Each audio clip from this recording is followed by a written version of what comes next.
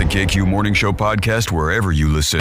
92 KQRS. Right now, it's a pretty momentous moment for me personally and for everybody out there because Gary Louris himself has stopped by the studios. Gary Louris, I'm going to go ahead and say it, local legend. How about that? How does that sit on your shoulder, fella? I'll take it. Local, international, celebrity. Man of mystery, whatever it takes. Gary Louris, the Jayhawks. I'll just go ahead and let's just get right to it. Brian Zepp's favorite band on earth. That's him laughing nervously at the idea of even speaking with you right now. Brian. I hear you used to follow us around. You were that guy, huh? Gary, the Jayhawks don't need a whole lot of introduction around here. It's been, literally, where are we at now? 35 years, probably? 30? Close to that. More than it. Almost started 40? In 85. Oh, my gosh. We're 85. We're closing in on 40, my man. Yep. That's a hell of a run. Get my gold watch, and you and I have a lot of history because we certainly do. We were label mates back with Deaf American. We were signed by the same guy at the same label. Right. George Tracoulius produced Hollywood Town Hall and Tomorrow the Green Grass, and he our first two albums as well. The Black Crowes' first two albums. Georgie Boy. I still remember the first time I met any of the Jayhawks. You guys, I believe it was in Chicago. You came to see us at a gig. We were opening for somebody somewhere. Aerosmith, I think, or something. Was it that? Like that? I just remember, and it was like, that's the Jayhawks. And we were, sniffing it. The way, rival dog packs sniff each other. Yeah, they seem kind of cool. We like their record, but are they cool or not? And then many good times followed suit very shortly thereafter. You guys definitely influenced our stage wear. After hanging out with you guys, I went and got my jeans tailored so nice, tight, and had bell bottom. I remember in Cincinnati, I went to this store and I bought these corduroy bell bottoms and this big polyester shirt. I know that store, Trivets. So cool, and I walked into your dressing room and Chris said, "Hey, look, it's Greg Brady." I went, screw it. I went back to my peg leg jeans and I never turned back. Yeah, I was. You didn't see me in bell bottoms. You did. I had more of a linebacker vibe, so it just didn't. That sort of look didn't fit with me, but it was good at the time. But now let's talk about what's going on right now because you and I go back 33 years. We met in 1990. And two things come to mind. First, you're a great golfer, and it just pisses me off that you've got you're like a Freddie Couples, as beautiful, the most efficient swing I've ever seen a musician take. Efficient. It's pretty. Let's say it's pretty. Oh man, efficiency, not so much. Man, is it a pretty swing? And then you're one of those guys. I like to think I call people like you a-holes because you sing and play and write great. You do it all. It's the triple threat. I'm like, man. Man, he's a ripping guitarist, and he sings like a bird. Oh, and he writes great songs. What a jerk. I know. Yeah, so I apologize. I'll stop doing it. You're carrying around a lot there to go with that swing. Yeah, now we get to play together. And we get to play together. Saturday night, the Jayhawks are playing. It's a Christmas show. Yeah, it's technically not a Christmas holiday show. We play a smattering of some holiday songs, but mostly it's just a Jayhawks show. A seasonal gig, the Christmas season. Right. A tradition, if you will. If you will, yeah. So the Jayhawks are playing. This is at the Palace in St. Paul. That's right. Saturday night. This show's sold out, by the way. Yes, it is. But so I'm not playing with the Jayhawks, but now Golden Smog is the opening act. Another one of your bands. This is what they would call in the old days. Steve Gorman and his Golden Smog. Steve Gorman's Golden Smog. Yeah. Steve Gorman's Golden Smog featuring Steve Gorman will be the opening act on Saturday night. Special guest Steve Gorman. And so Golden Smog, back in the day, that was what we called a good old-fashioned supergroup. Yeah, or as they often called it, a stupor group. A stupor group. Yeah. This was originally, when did this start, Golden Smog now? 95 was the first album. 89. But it went back to the 89. Skid Mark, T-Square, and Q-Stick. That went into right. Okay. His Majesty's Paycheck. Yeah. His Satanic Majesty's Paycheck. That's a good one. Baldy Pills, Cash, and Guns, and then it became Golden Smog after the Flintstones. And so it was it's a group of guys from a bunch of different bands, mostly Minneapolis bands, correct? Mostly Minneapolis bands. Soul Asylum, Run West You Run, Jayhawks, then we've had different drummers. We had Chris Marr from The Replacements. We've had we had Jody Stevens from Big Star. Now we have Steve Gorman. So in Tweedy's not going to be at this show, but he floats in and out. So Jeff Tweedy from Wilco is in and out occasionally. Out this time, but we got Steve Gorman, so who cares? Well, here's a fun fact. You'll never see me and Tweedy in the same place, and that's all I'll say about it. Interesting. So we're going to do this Saturday night, and then, but before that, that's not all, because tomorrow night, Friday night, you will be. That is tomorrow. Wow, you'll be in Duluth at the, wait for it, Sacred Heart Music Center playing just a solo gig. That's right, just me and my guitar. You and your guitar. Playing some new songs, some old songs, some borrowed, some blue. Anybody that's going to find themselves in Duluth tomorrow night, I would highly recommend that, because I saw you do this at the Parkway earlier this year, and it was absolutely extraordinary. Thank you. It's one of those nights, really, I'm sitting there going, well, if I didn't know him, I'd probably have tears in my eyes right now. This is beautiful, but since I know him, I have to act cool. Thank you. And, you know, it's the only killer about tomorrow night is Jerry Seinfeld's in Duluth. And my wife and I, Steph and overrated. We're such huge Seinfeld fans. And, that's a drag. And it's like we can never quite get there. So he's going to be in Duluth, of all places, tomorrow night playing. I think I play at 9 p.m., right? Yeah. I don't know when Jerry. We've invited Jerry. I don't think he's going to make it over. He's going to rush over after his set, but. Yeah, it's always, I can't tell you, well, you would know this, but when you get on the road and you're touring, the number of times you're in a town with the one person you're dying to see at the same time, it's kind of astounding how often that happens. I know. Yeah, it's tough. You know what? He's probably doing the same thing. Like, God, I really the want to see Jayhawks, Gary Louris. I've been waiting. I've been waiting for this guy. So you are not a Minneapolis native, though. You're an Ohio guy. Yeah, Toledo. I'm a Buckeye. And so, Ohio. And I came here in '73 to go to college, and was an architect. I graduated from the University of Minnesota as an architect, and I was only in a band after I wasn't in a band until I was 26. You graduated from the University of Minnesota with an architecture degry. That's correct. So just total smart guy over there, and then I'm a Renaissance man. And then at some point realized if I don't do this music thing, I'm going to kick myself. Was it kind of like that? There was a crossroads in '91 where I was going to go to Columbia University to graduate school for restoration architecture, and we got signed to Deaf American, Rick Rubin's, and that was the crossroads, and I picked. Wow, that's fantastic. Yeah.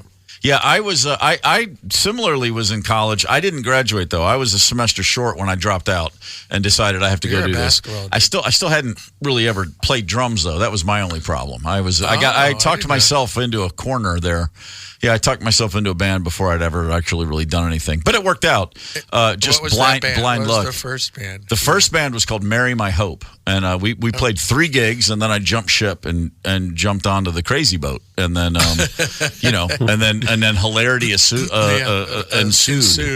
My first band was called Schnauzer. Schnauzer? Was it here in Minneapolis? Yes, it was. Hold on. We decided we were going to come up with the dumbest name, and we succeeded. Gary Louris, Schnauzer, your first band. 4-piece, 5-piece? How many guys in this band? British rock cover, British all the time. And we only played we played a Legion Hall. We played 2 bars, I think. We're more for fun. But so between songs, were you saying, like, isn't that songs off a full record? You weren't doing this horrible British accents? No, definitely not. Okay, very good. So from Schnauzer, so that's early 80s, I guess? Early 80s, I think. Man, and then how? So then you're in the scene. Then Schnauzer gets you in the door, kind of, in the way it could. Safety Last was the next. This is boring to people, but no, it was like a a rockabilly great band, and that got me in the scene. Well, that's a Twin Tone Records. Well, the reason this is not boring is because you were talking about you getting yourself into a scene that was as vibrant and as important in hindsight as any music scene in the country at that time. Oh, it was. Early '80s Minneapolis is the stuff of legend for good reason. Yeah, we were on the cover of the scene was on the cover of Newsweek. I remember that. Sure. And because they had all the bands, the Replacements, Husker Du, Soul Asylum, Jayhawks, all these bands, and there was Prince, the Right. time, all that was happening at the same time. And here's a fun fact: a lot of people don't know you wrote "Raspberry Beret," didn't you? Yeah, they did. Right. Yeah, I didn't- Yeah, didn't really uncredited, wanna- uncredited. That's okay. Little bastard I like stole it from you. Maybe. I don't know. Maybe, It sounds I don't know. good. I'd like to think you did. Gary Louris is in Duluth tomorrow night at the Sacred Heart Music Center. The Jayhawks are in St. Paul Saturday night with Golden With Steve Smog Gorman's opening. Golden Smog. Steve Gorman's Golden Smog featuring Steve Gorman. That's going to be. I'm so excited, and we've actually been rehearsing this week. And Yeah, man, you're going to be there as soon as your sofa's delivered. I've been having a great time. I'm playing all these songs. I said to you yesterday, I was like, good. the Golden Smog records, I've had them for years. But man, what a bunch of good songs. Thank you. Yeah, And you're kicking, I was. you know what, Royal. You know what? Well, it's got to be done. You made the call, and when the bell rings, I do come out swinging. You know what I mean? We do want to eventually we need a regular segment where we can call in and talk some sports. From that. Fun fact about Gary Louris. I moved to Minneapolis a year ago in January. Right after I got to town, you and I FaceTimed. You were at home in Quebec. And we were FaceTiming, and it was a Sunday, and you were wearing a Vikings jersey on that FaceTime call. Yeah. And I was like, man, that is solid right there, brother. We're Vikes fans, right? Yeah. Gary Louris is at the Sacred Heart Music Center in Duluth tomorrow night. I can't stress enough how wonderful it is to see this man holding a guitar by himself, singing wonderful songs. And then, of course, Saturday night, we're going to have a blast in St. Paul. It is always not just a pleasure, but an honor. Thanks for coming by. Thank you, Steve. I'll see you at rehearsal. That's right. Oh, yeah, I'll see you later. All right, whatever. See you later. The best of the KQ Morning Show. I'm looking at a bunch of myths, and I'll be the first to tell you, I didn't realize some of these things were myths. Nothing I've had to deal with personally, but things I was under the impression were true that apparently aren't. And I'm a little thrown to the side here. Now, this is one I've never believed true. You can suck the venom out of a snake bite. Something about that always struck me as a little fishy. If a bite does have, if someone is bitten by a venomous snake, the venom's in the bloodstream right away. If you put your mouth on a bite, apparently you are bringing extra bacteria to the wound, and then you might get the venom in your own mouth, which is what always steered me away from it in the first place. Like, well, if it's going to kill them, why am I taking it into my mouth? Did you ever siphon gas out? Yes. Like through a tube and get it in your mouth? Once. Legally. Yeah. Tried it once just to see if it worked, and it did. Out of Yes. taste. Disgusting. Right. Yeah, really bad. The other thing, if someone is bitten by a snake, they say keep that person's heart rate low. Okay, stop right there. Oh, good Let me luck. tell you something, because I got a snake thing to begin with. But if a venomous snake gets a fang into me, that heart rate ain't coming down below 140 anytime soon. All right, let's just do some yoga, deep breathing. Yeah, here. no, man. I'm telling you, like, you best get me in a helicopter stat. Carry a Right. pan flute. They're very soothing. I was under the impression when I was. Really, if I bit by a snake and Tony pulls out a pan flute, got a minute. I'm going to spend my last minute alive choking you. Have you got everything you need for the hike? Yeah. I got some Cliff Bars. I got a gallon of water. Oh, hang on. Where's my pan flute?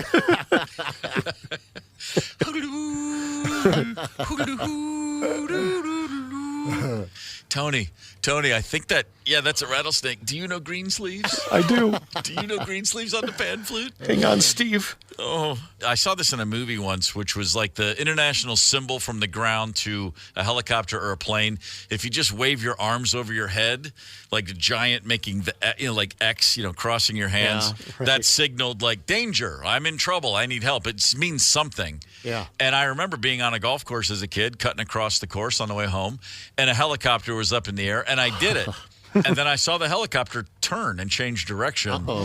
And I went home and I thought, I scared that helicopter off. They saw me waving my arms, and I was convinced I had changed the course.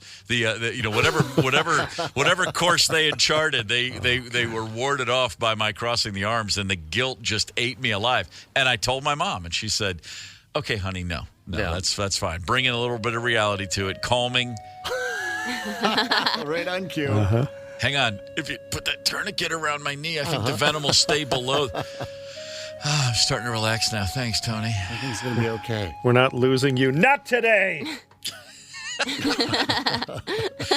I didn't know you could talk and play the pan flute at the same time. It's like bagpipes that way. That's amazing. This is eerily relaxing. It's working for me. By the way, I just referenced the anti-pan flute, the bagpipes. There's nothing relaxing about those. No. Haunting. Is that oh my God, that is a water moccasin. Get the bagpipes. No, the pan flute, you'll kill him. Although I got to believe if you were walking through the woods right. playing the bagpipes, there isn't a snake that would come within a mile of you. That's a very good point. Prevention, like the accordion. What's going on there? The old, the Tom Waits line, a gentleman is a man who knows how to play the accordion and chooses not to. Yeah. The best of the KQ Morning Show. I'm Steve Gorman. This is the KQ Morning Show. Whoo, baby. Desmond Child is going to be calling in a few minutes. Desmond Child is a man who has co-written over 80 top 40 hits. His records have sold 500 million records worldwide.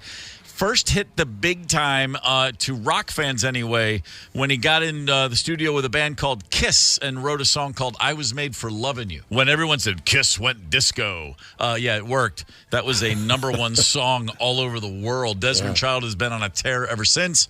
And we're going to catch up with him in a few minutes. He's got a book out that is called Livin' on a Prayer, Big Songs, Big Life. Fascinating cat.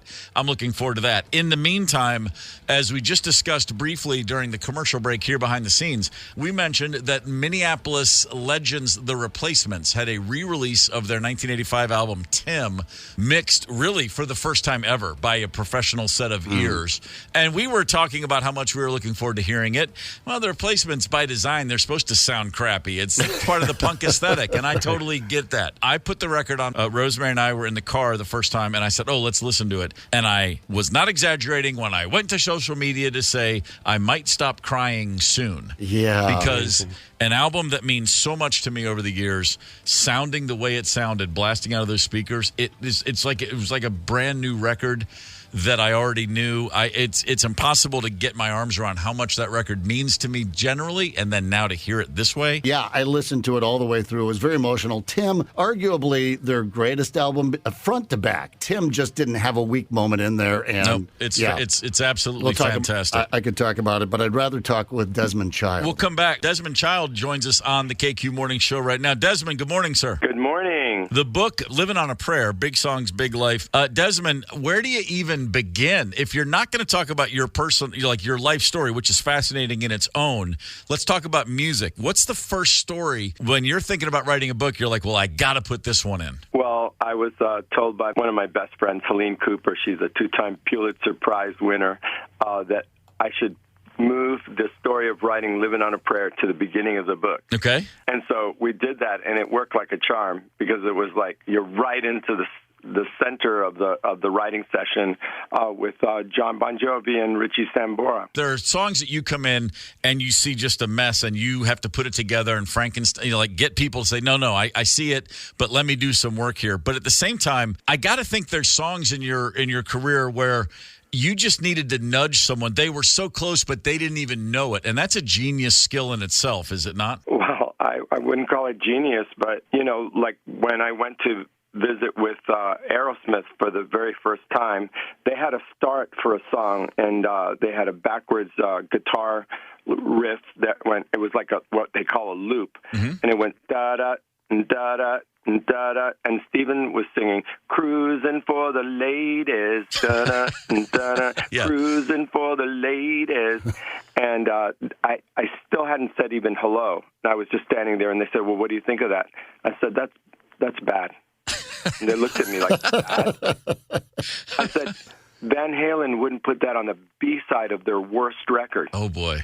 Just trying to get a rise out of them. No cracking of a smile, nothing. And so then Stephen sheepishly said, well, originally I was singing Dude Looks Like a Lady. And Joe piped up and said, but we don't know what that means. And it's like, okay, I know what that means. This is a hit title. Let's do this. And so we began building the story. And, the second verse goes, never judge a book by its cover, or who you're going to love by your lover. And, that little couplet has stood the test of time because it was a beautiful thing to put out there in the world. And look how ahead of its time that little bit of that song was. That's pretty incredible. Desmond Child's with us on the KQ Morning Show. As a guy called in, either asked in happily or called in by someone else, hey, these guys need help, you've probably experienced all kinds of reactions and responses from people saying, hey, thanks for showing up, to maybe in this situation, people looking at you like you're the enemy at first. That's true. In the case of Aerosmith, they did not want to write with an outside writer. They never had before. And before they knew it, I got into their hearts, and they trusted me, and I kept being asked to come back. We wrote so many songs together through the years. And when John Bon Jovi and Richie Sambora invited me to co-write with them, they had no plan of actually recording any song they wrote with me. Mm-hmm. Their kind of secret plan was to try to get songs for me to place with other artists, which did happen with Cher, and that's how she met Richie, with a song called We All Sleep Alone. But when the very first writing session, we wrote You Give Love a Bad Name, which was a title I brought in my back pocket, literally on a little piece of paper. And that's when John looked at me, and his face lit up, and I never saw so many teeth, actually. And I said, okay, that's $1 billion smile, which was proven right. And this guy's a star. And Richie was just charming and just the most wonderful, glowing person.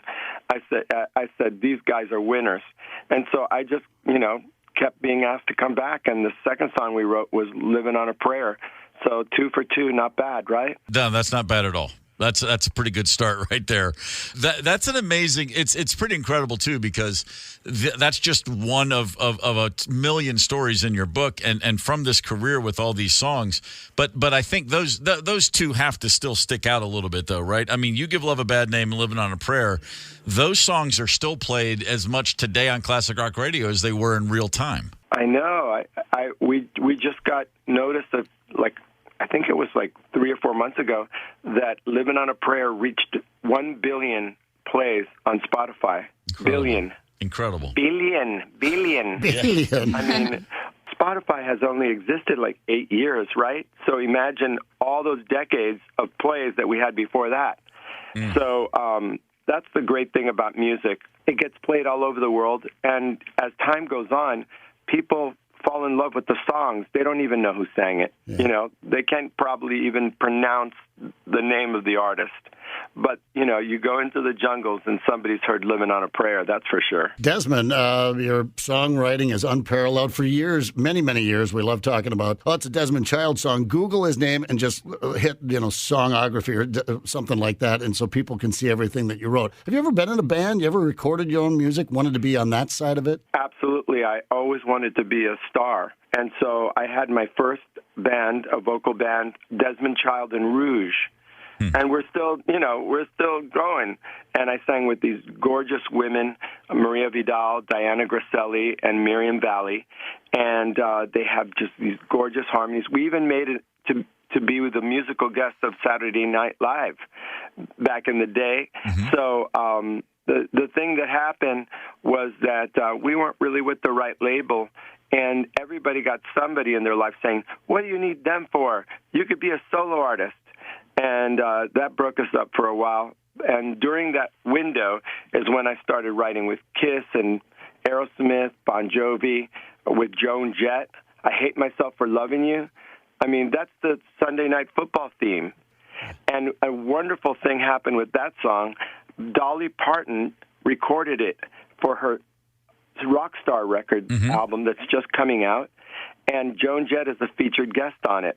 So now I can put on my bio that I collaborated with Dolly Parton. What do you think about that?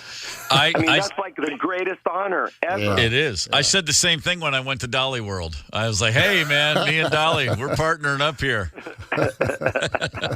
Desmond Child's with us on the KQ Morning Show. It truly is an embarrassment of riches to try to figure out what question to ask you next. So many songs. And, of course, not just rock. I mean, La Vida Loca. I mean, your name is on so many hits that people know all around the world. Did you grow up in a musical household? Was the radio or were records being played on at all times? My mother was a songwriter and a poet. Her name was Elena Casals, and she's known as La Musa. And later on now we have La Musa Awards for the Latin Songwriters Hall of Fame. There was always a song being written. And, being a little kid, I knew my mother's moods. So, if she was happy, she'd write a happy song. If she was sad, which was actually most of the time, she'd write these kind of heart, breaking boleros, Latin boleros. And so I grew up, I didn't know people didn't write songs. So by the time I was 2 years old and able to get up on the piano bench, I was composing, by ear, my own little concertos and things. And when I was 14, I wrote my first pop song to a girl that I had a crush on, and it was her birthday present. It was called Birthday Blues. And I got to sing it to her at my 40th high school reunion. So it was so cute. That's unbelievable. She had a little tear in her eye. I'm sure she had a tear in her eye going, why didn't I end up with this guy? Exactly. Might have been a bit of a different life. Exactly. Living on a Prayer, big songs, big life. Desmond, I know you are very, very on a tight schedule. I don't want to force you to overstay your welcome here with us. You got other people that want to talk about it. Big songs, big life, Living on a Prayer. Thank you. I'll say this sincerely from the music buying public for all the songs you've given us. Thank you very much. Well, thank you, and I wish all of your listeners, have a lot of fun with the songs that I've written, and follow me on Desmond.child on Instagram, because that's me there, like answering everyone. So done. Now I have like a 1.1 million followers. What do you think about that? They're my best friends. That's beautiful. It's good. It's good to be Desmond Child. Thank you, sir. Thank you so much. You got it. Cheers, brother. I met Desmond at a music festival in Mexico a few years ago. We had a mutual friend who put on a gig, and I was down there with my band Sugar Hippie. And couldn't have been just the greatest guy. Literally, like you just heard, he's just that friendly and that open. Because we're sitting at this dinner, and I'm looking at him, and I'm like, I just want to ask all these questions, and he's thrilled. He'll talk about anything he's been a part of. And I do think at one point I said, do you know anyone with a time machine? Because I'd like to get you in a couple sessions I was involved with along the way. That would have been helpful. Well, just Google Desmond Child songs and then sit there and just go through the songs and go, that one too. It's Poison, Alice Cooper. I mean, it just goes on and on and on. There are plenty of fixers in every, there's people that come up and punch up a script in Hollywood. Like, we got a movie, we're going to make it, but we need, someone just come in and fix the script. And they just do the window dressing, but there's a difference. You take something good and make it great. And Desmond's a guy who's come in, and as he said, he's just made some minor suggestions, but he also has gone into studios legendarily and looked at an artist and said, all of this is terrible. We're starting from scratch. Like, no, I mean, whatever you need, he is a Swiss Army knife. The guy's record speaks for himself. Anyway. The best of the KQ Morning Show. The one guy that you always see at the barbecue, the dude who, with every refill of his drink, which escalates throughout the day, will then continue to ask you, are you good? You want another one? Are you good? I'm going to the cooler. Is anybody? And you're like, dude, you haven't left the cooler. It's right next to you. That's my Uncle Frank. He drinks a beer twice as fast as everyone else there. So it's always, can I get another one? What he's really saying is, I'm an alcoholic and I don't want anyone to know. I want to seem like I'm being generous, not a lush. But, of course, we know better. I drink beer quickly, I guess, compared to a lot of people. But there was a time when I recognized, or maybe it was pointed out to me, it's not a competition. Like, and not that I was going to drink a lot, but what I have, I drink very quickly. I might only have 3 beers, but I was drinking them for a combined 61 seconds, maybe. It's just like I just think you guys are being too hard on good old Uncle Frank. The hostess with the mostest. If you're the host of the party and you're doing everything for everyone, you're allowed to drink. I'll give you that. I'll totally give you that. That's fine. But you don't have to ask everyone else if they want to drink every time you get one, because you're ultimately announcing, I'm having another drink every single time. I mean, that politeness turns into a confession, is what I'm saying. I'm cool with it. It just kind of gets me going, You like to creep on people that are like the barbecue masters that are doing everything. You just want to sit there and watch them. Ouch. Something maybe just nothing but an apron on. I'm free this. Looking for a cookout. Yeah. Looking like a man with tongs. I don't condone violence or even being really rude to people, even if it's all in fun. I mean, if anyone's at a barbecue over the next few days and you are holding tongs, it's fine to pinch the vegan with those tongs. when your vegan friend goes, "Hey, check these out. These hot dogs are made out of green beans. Can you believe it?" When they start that nonsense, go ahead and pinch that vegan friend of yours. Right in the forearm, right in the back of the calf. It was a couple of barbecues ago, 4th of July barbecues. My nephew brought his girlfriend. She was not a vegan, but a vegetarian. So she was like, "I'll just eat a hot dog bun." And then aren't these gluten-free hot dog buns? I'm like, "Kyle, get her out of here. Get her out of here, man. For her own good." The hot guy who had the barbecue a few weeks ago that I went to, I was very fascinated with watching him grill. He was so amazing. He made these big, fat portobello mushrooms. What condiments and how much do you need to get down a portobello mushroom? I don't know how your barbecue master, your dream guy, your Ken, did his Candace. However, these were marinated overnight in like teriyaki and all sorts. I think so. He marinated them. Yeah. What if after the party you watched him sit in the corner shoot up heroin? What? That's not what I thought. I guess I've never tried it. I've always wondered. I've been curious. She'd go right along with a grill master, Ken. The mushrooms just took it to another level. This is pure heroin. It's uncut. I won't put unhealthy heroin in my bloodstream. Yeah. The best of the KQ Morning Show. Very simply put, turning down a holiday party invitation is, in fact, very good for your mental and emotional health. Anybody that doesn't understand your absence is kind of a jerk. So just if you don't want to go, by God, don't go. Don't go. Don't What if do it's your party? Can you just duck out? I have ducked out of a party I've hosted more than once in my life. Yeah, I literally I've done have. that too. The first time we had say 8 or 10 people over. And everybody had a good time as far as I can tell. And the next morning, as I sat up in bed, I was like, yeah, that was a good time. And I woke up and Rosemary's just looking at me and I go, "What's the matter?" And she was like, I don't get you sometimes. I go, "What are you talking about?" And she goes, "You just left." And I go, "What do you mean?" She goes, "Do you remember the end of the night?" And I go, "Not really." She goes, "Yeah, because after a while, everyone's like, 'Where's Steve?' You were in bed. You came in, took your clothes off, got in bed and went to sleep. Everyone was still here." I had no recollection of that whatsoever. Yeah, they had to come in and get their coats later. It was a little awkward. Sure, a little 2-bedroom condo, and the other bedroom set up as a second den. So yeah, all the coats I probably had thrown all the coats on the floor. I read that Dean Martin used to. He would call the cops on his own parties. Yeah, that's He'd be the one calling in the complaint. That is incredible. Never occurred to me. I can't believe I never thought of that one. There was another time, my rock and roll combo at the time, the Black Crowes, we played this festival called Midtown Atlanta, Midtown Music Festival, huge. And we had told everybody, "Hey, we'll have a big party after the gig tonight." And at some point, my wife and I made the decision to, what do you call it? Shroom. So we were a little trippy.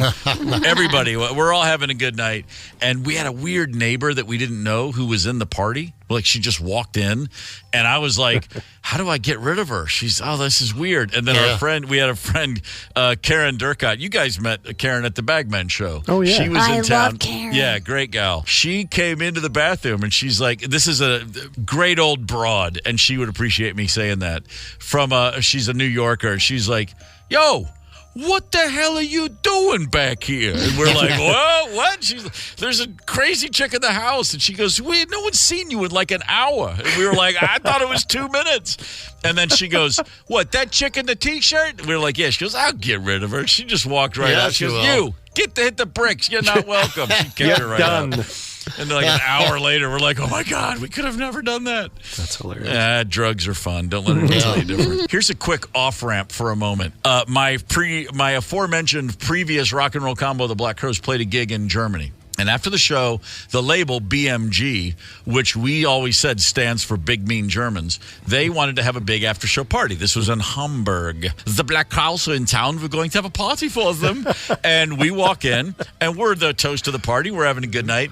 And then a guy from the label says, some of your label mates are here, and we invited them over. Ugly Kid Joe is here for the party. and our singer went, no. And the guy goes, what do you mean? He goes, no, Ugly Kid Joe's not welcome at our party. And he goes, ha. And he goes, I'm not joking. I have nothing to do. We don't want them here. We don't know them. Their band sucks. Get them out of here. And he literally made the label. Then they were invited to the party, and then they were told, you're not welcome. And of course, it's a little weird moment. You know, the rest of us are kind of like, well, dude, but then it's also funny. It's like, oh my God, imagine being them. So, you know, it's a little weird, right? Well, like 8 months later, we're playing festivals in Europe, and we're at a festival like Rock am Ring in Germany. It's a giant festival. Def Leppard's on the bill, like the Chili Peppers, Robert Plant, Black Crowes, huge bill that goes on for 3 days. And we're backstage, and our piano player, Eddie, and I are standing outside the tent. He's having a smoke. And this guy walks up, and he goes, hey, excuse me, Ed, I just want to say hi. My name's Mike.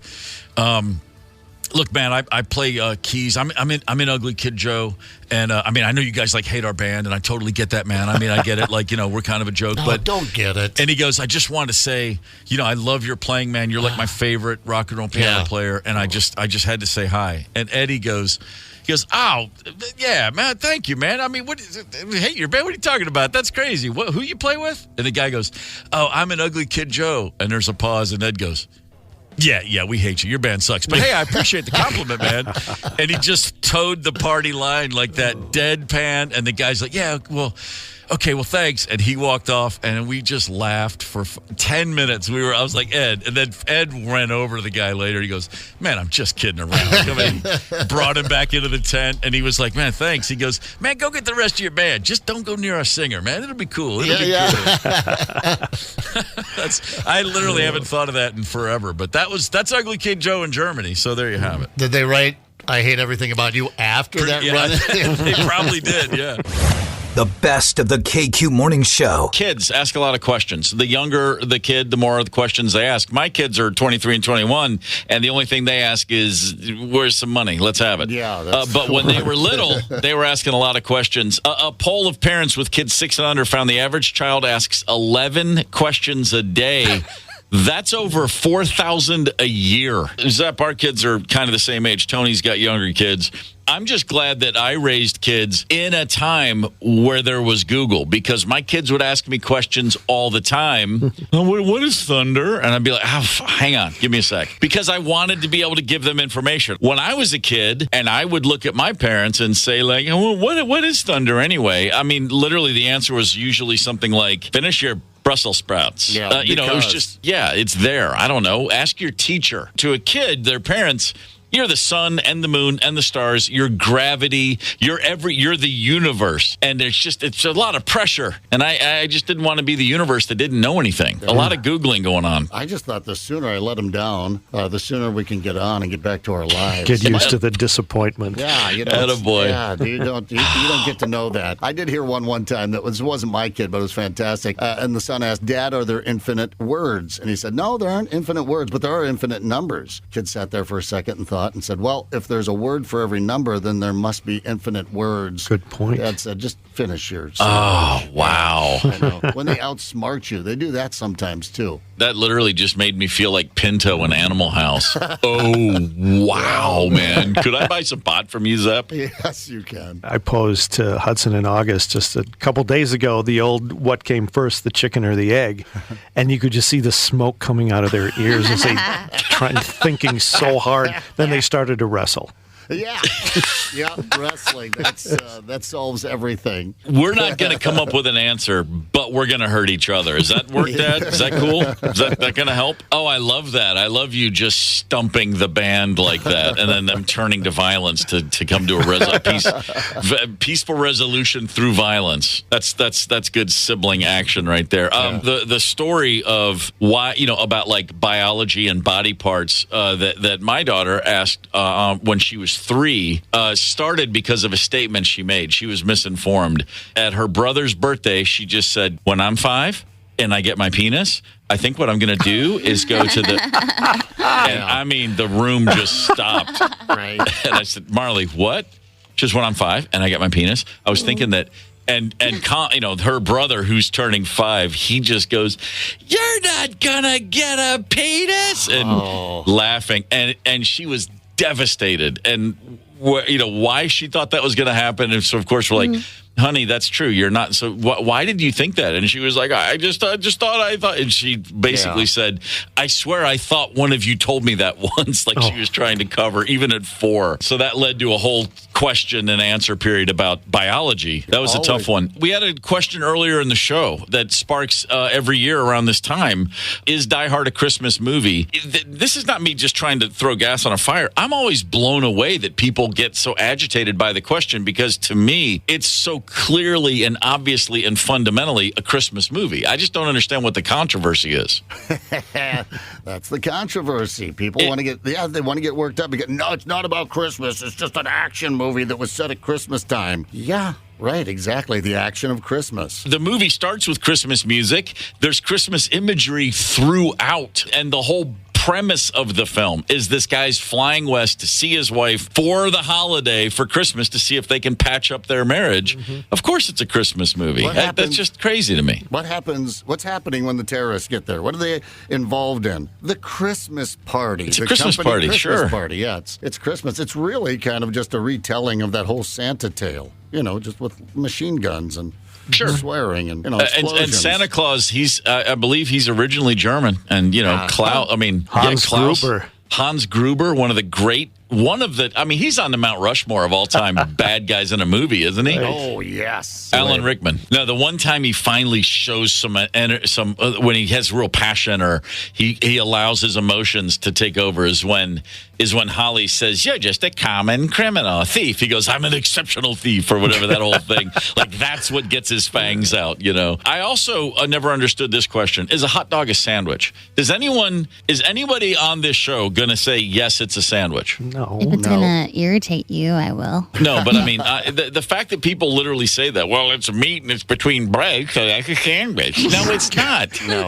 A hot dog's a hot dog, a hamburger's a hamburger, and turkey and cheese is a sandwich. This is not difficult. What if you split the hot dog down the middle, open her up, put it on a slice of bread, not a bun? What about that, Steve Gorman? If you do that, A, you're weird, and B, call it what you want. But if you're just talking a straight up Wiener, a hot dog in a bun as God intended, that's just a hot dog. There's no reason to call it a sandwich. Yeah, I agree. My grandmother used to do that, by the way. Cut them down. And Grandma, why are you cutting the hot dogs and flattening it? Why are you doing that? Because she didn't like it rolling around in the microwave. It's a flat hot dog. That's so smart. I talked to a guy once. I was working a landscaping job. We had just gotten a Burger King for the first time in town. And one of the guys I was working with, he said, my daddy went over that Burger King and he got himself a Whopper. He said that's the best damn sandwich he ever had. And I just never forgot. I was like, a Whopper's not a sandwich. He called it a sandwich. And Whopper sandwich. I'm like, well, it's just a Whopper. It's a burger. We have this whole conversation.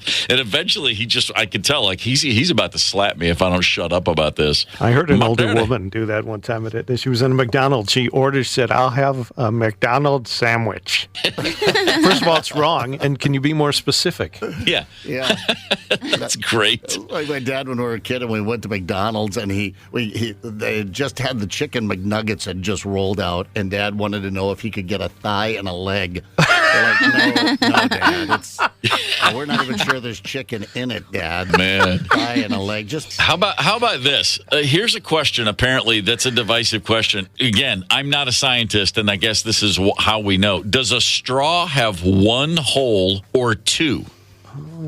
It doesn't have any holes. It's a tube. Yeah, one hole or two. According to science, it's one hole. It's one long hole. I would agree with that. Strongly. Not agree. me. I'd immediately go, no, there's two holes. There's the in and the out hole. Suck in, blow out, whatever. The smarty pants out there would laugh at me and say exactly what Candace just did, which is no, it's one. It's just the whole thing's a tube. The whole thing's one long hole. There's a reason that science is not for me, because that will never make sense. Well, let me question you this then. Riddle you this. Does it have a top or a bottom? A straw?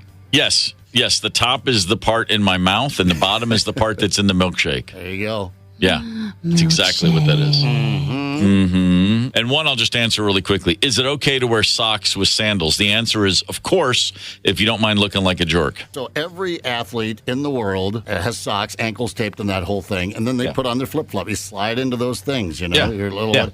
Does that count? Yeah, well, are they slides or flip-flops? With the toe separating. I mean, they slide. They call them thongs. You can't do a flip flop with the toe thing if you've got the sock on. You can force it. But, right. So that's what I do. I mean, I wear socks and slide-ons all the time. That's what I mean. It's unacceptable if you care about how it looks. If you don't care, like me, let it rip. I still wear Birkenstocks, or as some people call them, Jesus cruisers, and I will. When the winter months come, some days I want to wear those, and yes, I will put on a pair of socks and rock a Jesus Cruiser right over it. And I know it looks ridiculous, and I just don't care, Candace. Well, you look ridiculous. Do you remember Earth shoes? What happened to those? I don't remember Earth shoes. You don't remember Earth shoes? Yeah, well, they were like you're walking in sand, so the front was thicker than the back. The soles. Seriously, no. You don't remember Earth shoes? No, I guess What era is this? It's like 70s. Sounds like the 70s. So that's going to be, let's see, Mrs. Lee, that's Earth shoes for the boy in a 9. And does he want the Ant Farm or does he want the Habit Trail? It just sounds like such a He wears the Huskies, doesn't he? All right. But sorry, I just got to say, that's a word that got lost to the ages. Husky. Yeah. That's a throwback from day one. Yeah.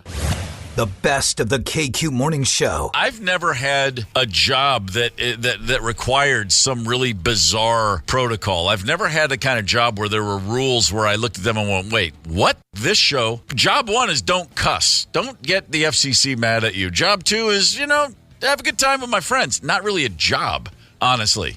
I worked at a fashion outlet called Pants Plus, and you absolutely in Midway in St. Paul. It was awesome. Pants Plus. Yes. Yeah. You absolutely could not let anyone walk out the door without buying something. You had to pass them to another salesperson. No one could walk.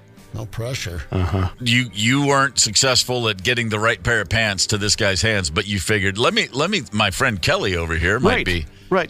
Chuck is an expert in dress pants, polyester with no pocket. Why don't you, Chuck, do you have a second? And then you'd pass him on. Pants Plus. And he'd close them every time. He was a master. There were people talking about him. It's kind of, what are those, parachute pants? Yeah, they are. They're pretty cool. I saw them on Saturday Night Live, so I went out and bought a pair. A guy named Chuck closed the deal. Man, I couldn't get away from him. By the end of the day, I bought 3 pair. Man, I like the idea of Chuck at Pants Plus. It's like the stereo salesman in Fast Times at Ridgemont High. He's the guy in the mall all the girls are into. Pants Plus, Chuck. He's got those wings, that haircut. Those wings are set up just nice. He's got the T-tops and that Camaro. Come on, man. Yeah, this is why people shop online now. That's fantastic. Here's another crazy rule, but I never realized this was really a thing. If you've seen the movie Airplane, and I mean, honestly, if you haven't, what are you doing? The pilot and the co-pilot on a flight, major airlines right now, it's not in the rule book, but it's heavily suggested, and basically it's one of those superstitions. The pilot and the co-pilot never have the same meal. They don't eat the same thing. Yeah. Simple. They just, in case there's something bad, in case there's a little side of botulism with that chicken teriyaki, they don't want both the pilot and the co-pilot to get sick.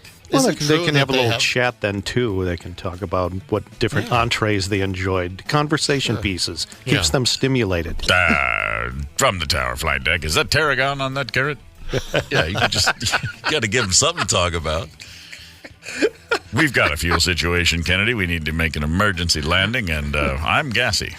That's so funny. You think about the movie Airplane, and but the best part's not that the pilots both get sick, but they offer Leslie Nielsen. They say, "Well, we had steak or fish," and he says, "That's right, I had the lasagna." The best of the KQ Morning Show. Back to the best of the KQ Morning Show. 92 KQRS. Gene Simmons puts ice cubes in his cereal, and I'm not happy about that. Yeah, that's weird. Why doesn't he refrigerate his milk? Just not cold enough for him. He likes really cold. Thank you. Just freeze the milk if it's that much of a problem. Fill your ice tray with milk. Maybe he likes to water down the milk, to which I would say, well, then get skim milk. Like you don't have to have whole milk with ice cubes. That's upsetting to me. It gets in the way of the cereal. Of all of the things Gene Simmons has done, does do, and will do that may be upsetting, this is at the top of the list now. I want to know what kind of cereal he enjoys. What do you think Simmons digs? I mean, is it too obvious to say clearly he's got some Count Chocula stock? It would seem to me like he's a Count Chocula guy. Blueberry. Remember the Monster cereals? Oh, everybody in their family had their own, right? Now, of course, you guys had to double up on those. Dude. But in my family, we had 3 kids, and there was the Blueberry, there was the Count Chocula, my brother, and then I was the Frankenberry. Yeah, dude, the cereal wars of Severna Park, Maryland at the Gorman household, the stuff of legend. We would barricade ourselves at the table. You would have like a wall of boxes to close yourself in. And it was really more about just getting enough of them. So I needed like 4 cereal boxes in a semicircle around me to block my view of the rest of the table. And if an older brother came and grabbed one, like I was like, no, I need those buckwheats. He's like, I'm actually going to eat them. You're just using it to have a fort at the table. Cereal fort. Have you ever thrown up cereal? I've thrown up pretty much anything at this stage, but Not fun. Did you re-eat it? No, I was just asking. 12 years old. Is she an amphibian? And I stayed home from school, and I lied about being sick. I stayed home from school. Okay. And I had a big, pretty much the whole box of Cookie Crisp. And I actually threw it all up. Yeah. And thus, kind of a self-fulfilling prophecy then, wasn't it? Yeah. Self-fulfilling act, I guess, not a prophecy. I didn't eat Raisin Bran for years because one time while enjoying a bowl of Raisin Bran, my brother dumped the whole sugar bowl into it and then said to me, you can't waste it. You have to eat it. Oh, and so I did because it's wasteful, and some child in India would suffer if I wasted food. And I hurled that stuff up, and I didn't go near Raisin Bran for like 10 years. Were you crying with each spoonful? I was. It was my personal baton death march. It was my Raisin Bran death march to the end of that bowl. It was awful. The best of the KQ Morning Show. Hey, we mentioned Johnny Marr, the great guitarist, has a book out called Marr's Guitars. It's available everywhere yesterday. Johnny Marr now joins us on the KQ Morning Show for a quick hit. Johnny, good morning, sir. Thanks for calling in. Oh, no, it's nice to talk to you, yeah. Hey, how's it going? It's going great. Let's get to this. Marr's Guitars, which we all had a chance to preview and look through. First of all, the photographs are beautiful. And the story you tell with each guitar, as a longtime fan of your work, it's pretty mind-boggling to me. Where did this all start? Did you grow up, were there guitars laying around the house when you were a kid? No, I had this weird obsession about this little toy one that was in a window of a shop that sold brooms and buckets and those kind of things. This was would have been in the late 60s. I was 5 years old. Mm-hmm. My parents were very Irish. I come from a very Irish background. They're still Irish, and they were real music freaks. But I only saw this toy guitar, as I say, and I carried that thing around like the way my pals carried around footballs and toy trucks and all of that stuff. So I really don't know where that came from. But then the next one I got, the first proper one that I could play chords on and try and learn to copy my heroes, I got that when I was like eight or nine. I think I was 8, and then I was off. Really, I had no other vision other than to try and be a musician, and I just would have been a guitar player, like whatever happened, really. Right. Johnny Marr's with us on the KQ Morning Show, and as the book goes along, as I said, for anyone that's a fan, specifically of the earliest stuff with the Smiths, when you're talking about a guitar, you wrote this song on this particular guitar, you played this on a certain track, and I want to ask you about that. Did you generally, with all of these guitars on different sessions and writing, do you go into the studio with an idea already in your head of what tone you're looking for, or do you get in there and find one and then recognize that's what will fit this song that I have? That's a good question. No, usually, so in the early days, first off, when you've only got 2 guitars, that helps. Yeah, makes it easy. Very, very, very early days. very early days. But then what happens is when you buy a new one, you're very determined to put that one on there. That's when you first start being able to afford to get one that the Beatles used or that the Who used or whatever. So you're all excited about that. And plus, coming from a working class background, if ever I bought a guitar in the early days, I always made sure I wrote a song on it to pay for it. Right. It's kind of superstition. So that was attached to those sessions. But quite quickly as things went on, my technique, not just in the Smiths, but in all the bands I've been in, was to start layering guitars and adding, using a few guitars on top of each other. And, so I would have 4 or 5 things. Like when I went to play with the Talking Heads, I brought maybe a few with me, because then what started to happen was people who wanted me to play on other bands who wanted me to play on their records, like Talking Heads, they had a certain idea of something they wanted me to bring, and I have that covered. And even up to the most recent stuff that I've been doing, a bit on sessions. Maybe what's the last thing I did on the James Bond film, for example, with Billie Eilish. I kind of have a good idea these days of what's going to do the job, and that kind of comes with experience. So, I'll take, if I'm going to work on a movie or something, I'll take a few to kind of cover the all possibilities, and I've kind of got it down now. So that's after maybe 30 odd years of experimentation and experience too. Johnny Marr's with us on the KQ Morning Show. The book Marr's Guitars is available wherever you buy books tomorrow. Johnny, I'm sure you've never really lost track along the way of what means the most to you about guitars and why, but putting this book together must have put all that right in sharp relief. I'm sure there were some moments where you had forgotten a little bit here and there. I would imagine it was kind of an emotional project. Well, you know what, actually, that's exactly right, but that came as a surprise, because the thing with this, you see the book now, and you see this collection of beautiful guitars with unusual photographs and stories, but when I started it, believe it or not, in my mind's eye, I was going to make a book of very abstract, beautiful, like art, like an art book, because the idea came because the guy who's taking all the photographs, Pat Graham, is a good friend of mine. He specializes in those real close-up ones where he goes in and looks at the rust, or he looks at all the cracks, or all the imperfections, because most guitar books, nearly all of them, all kind of look like watch catalogs, right? Or they all look like, they try and make all the guitars look 10 times more expensive than they already are. Whereas I had this idea, as I say, for like a coffee table like art book. So the main challenge or the main dream I had for the book was not about cataloguing my career, which is what happened and what you asked about. But the first dream was to try and make a book that was just so beautiful, like the way people like books about plants or architecture, bridges or whatever it may be, gardens and all of that. I like the idea of having people owning the book or buying the book as a present for somebody who would not ordinarily have books about guitars or about indie rock music. But in the doing of that, all of these stories came out exactly as you've said, and they were quite emotional, because I remembered exactly who I was and where my head was at when I was 23 or 19 or 32 or in my 40s, playing with Modest Mouse in Portland, Oregon, or when I was playing with REM. I didn't know any of that stuff was going to happen.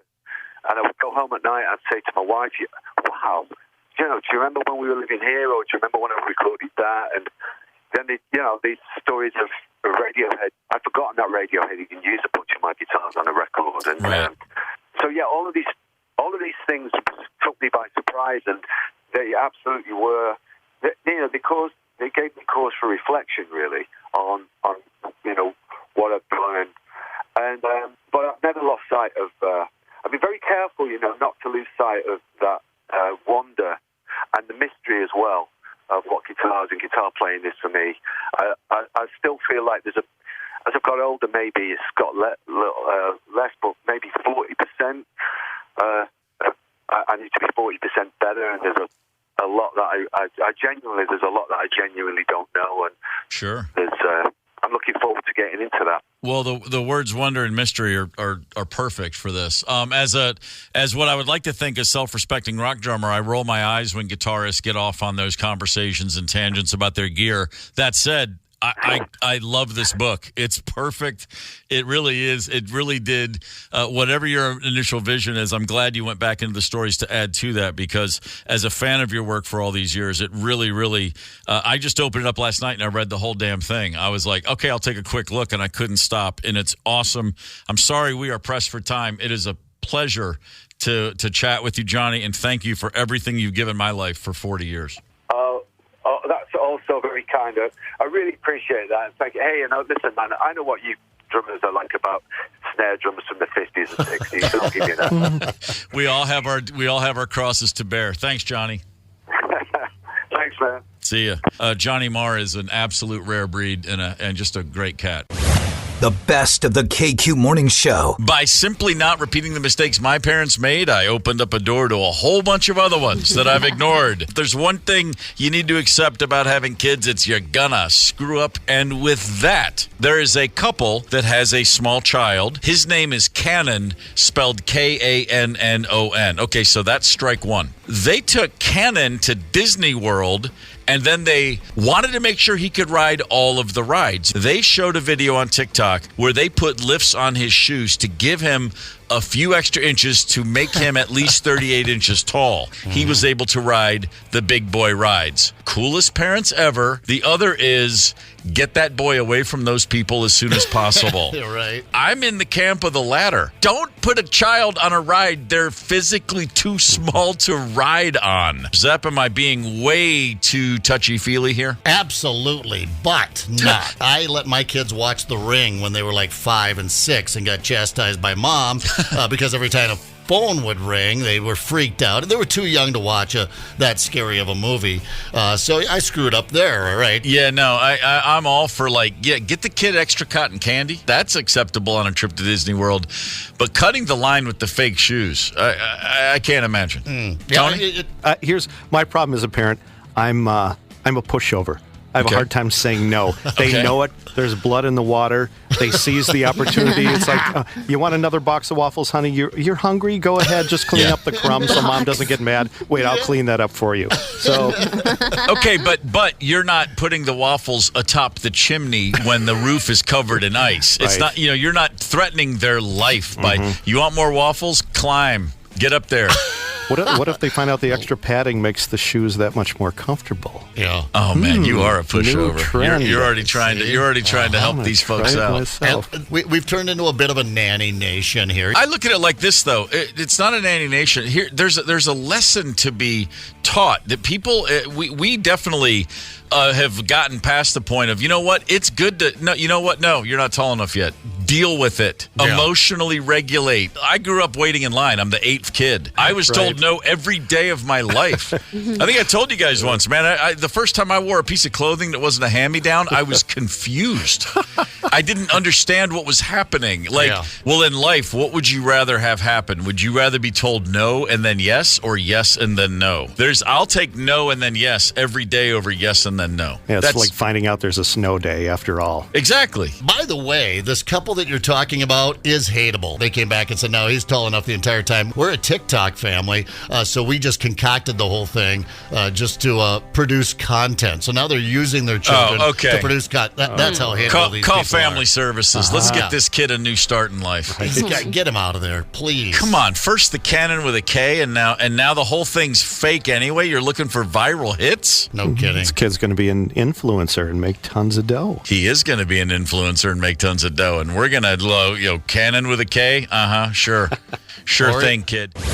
The best of the KQ Morning Show. When I was a kid, and I would look at my parents and say, well, what is thunder anyway? I mean, literally the answer was usually something like, finish your Brussels sprouts. Yeah, it was just It was just, it's there. I don't know. Ask your teacher. I did hear one time, and the son asked, Dad, are there infinite words? And he said, no, there aren't infinite words, but there are infinite numbers. Kid sat there for a second and thought and said, well, if there's a word for every number, then there must be infinite words. Good point. Dad said, just finish yours. That literally just made me feel like Pinto in Animal House. Oh, wow, man. Could I buy some pot from you, Zepp? Yes, you can. I posed to Hudson in August just a couple days ago the old what came first, the chicken or the egg.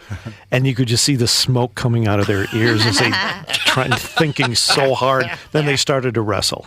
Yeah, wrestling. That solves everything. We're not going to come up with an answer, but we're going to hurt each other. Is that work, Dad? Is that cool? Is that going to help? Man. Oh, I love that. I love you just stumping the band like that and then them turning to violence to come to a peaceful resolution through violence. That's good sibling action right there.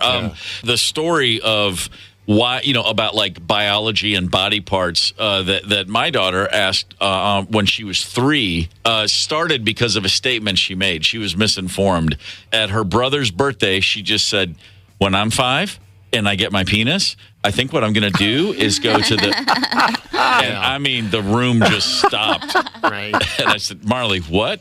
Just when I'm 5 and I get my penis? I was thinking that... And her brother, who's turning 5, he just goes, "You're not gonna get a penis," and laughing, and she was devastated, and why she thought that was going to happen, and so of course we're like, honey, that's true. You're not. So why did you think that? And she was like, I just thought. And she basically said, I swear I thought one of you told me that once. Like she was trying to cover, even at 4. Yeah. She's like, and then so that led to a whole question and answer period about biology and body parts, which hey, it was a tough day for her, but we still laugh about it. We still remind her all the time that yes, that's right. You were of that mindset at one point. You were born without. That was a tough one. The best of the KQ Morning Show. In just a few moments, Lorraine Bracco will be joining us on the morning show. She of Goodfellas fame and The Sopranos fame and several other fantastic projects over the years. She's got a new film out. I remember the first time I saw Goodfellas. It was a significant moment in the movie-going life of young Steve Gorman. I had a day off in Calgary, and I walked across the street from a hotel into a shopping center that had a theater, and I went, Goodfellas, Martin Scorsese, Robert De Niro, Pesci, that's that guy from Mean Street. I'm going to go see this movie. That's the Raging Bull guy. And that's the Martin Scorsese guy. He did Taxi Driver. I put the whole pieces together. And I walked out of that theater 3 hours later, and I was exhausted. Yeah. That movie hit me like an axe to the head. So good. And I went back to the hotel, and I forced every member of my band and crew to go back and see it again. I saw it twice the first day. The same day? The same day. I went to a matinee in the afternoon, and then that evening at like 7, I sat through the whole thing again, even in more awe the second time. Cool. Reservoir Dogs I saw 2 days in a row, but not the same day. 2 days in a row for me, Pee-wee's Big Adventure. Yes. Went back-to-back with Pee-wee because I don't think I've ever laughed quite that hard in one movie-going experience. And went with a buddy, and the next day went with like 6 people. A lot of things about me you don't know anything about. Things you wouldn't understand. That's a fact right there.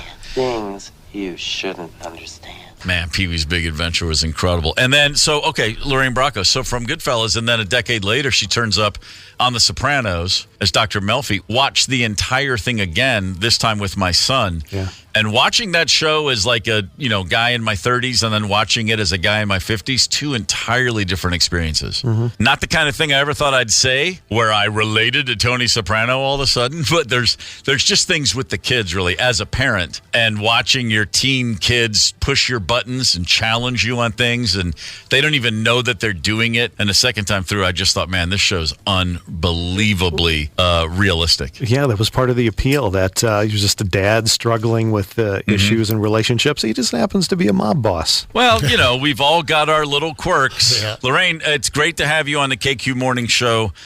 First things first, we've gotten 3 different pronunciations for the title of this film. Please give us the correct answer. Okay, you're going to laugh at me. I've always said it one way, but I don't believe it's the right way. Okay. So just here. I'm reading about this film. It's a Syrian refugee in Memphis chasing the American dream, having a hard time. I guess you just were You were itching to be in a slapstick comedy, apparently.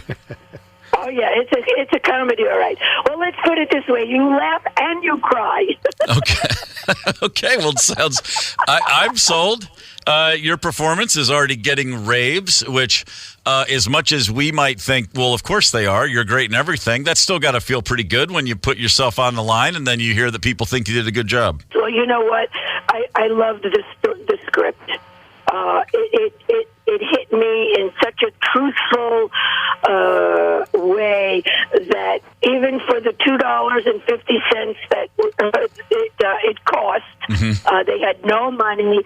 It was a first-time director, first-time almost everybody, and a lot of the people who worked on the movie were all refugees from Jordan or from Syria, and Memphis takes a huge storyline in the movie. Memphis is really, Memphis was amazing, to tell you the truth. Sure. Had you spent any time there before? No. So it was really interesting when I came and Wahi drove me around Memphis, and, you know, you always just think of Justin Timberlake or Elvis, but Memphis is very interesting. And then, you know, we had a lot of original music from Al Capone. He was the guy who did a lot of the music for Hustle and Flow. And Boo Mitchell, who worked with Bruno Mars, Uptown Funk, they recorded all of that in Memphis. There's never been a shortage of great music coming out of Memphis, Tennessee. That's never changed. Right. So you know, for that, you know, I'm really happy for the movie that they had such great talent. Lorraine Bracco's with us on the KQ Morning Show. The new film Jasir, I think that's what we're calling it. You mentioned the script. You read it. You loved it. How long does it take? How many pages into a script do you generally find yourself either saying, "I'm not feeling it," or "Oh, I'm totally in. This is working for me"? 20. Or if I decide that, you know, I could do something else. Like if I answer my phone or, Okay. you know. I'm trying to figure out how I can send you my script. I got to front load those first 20 pages. That's what I'm taking away from this. Good to know. There you go. Lorraine, acting was not something you didn't grow up thinking, I'm going to go act. It's a quest. This was my birthright by any stretch. Is that correct? That is correct. My father was a fishmonger. He worked in the Fulton Fish Market. And my mother, he had met at a USO dance in London. And so you grew up in Long Island, but I believe is it true that you were born in Bay Ridge? Yes. I know Bay Ridge. Until I was about 8. Okay, so and I have to ask, when you saw Saturday Night Fever for the first time, you know, it had to make you feel pretty good. Bay Ridge getting on the map like that. How come I'm not in this movie? That would you should have been there, but no, you had to go to France. You had to go upscale on us. Well, it's only because I got to model. That makes perfect sense. Yeah. So along the way, we were just saying before you joined us on the show, we were talking about our memories of the first time seeing Goodfellas. I have to imagine that's another moment when you read a script and just went, "Oh, you got to be kidding me! I'm all over this." Well, I read the book. And that was it. I was like, okay, I'm in. This is great.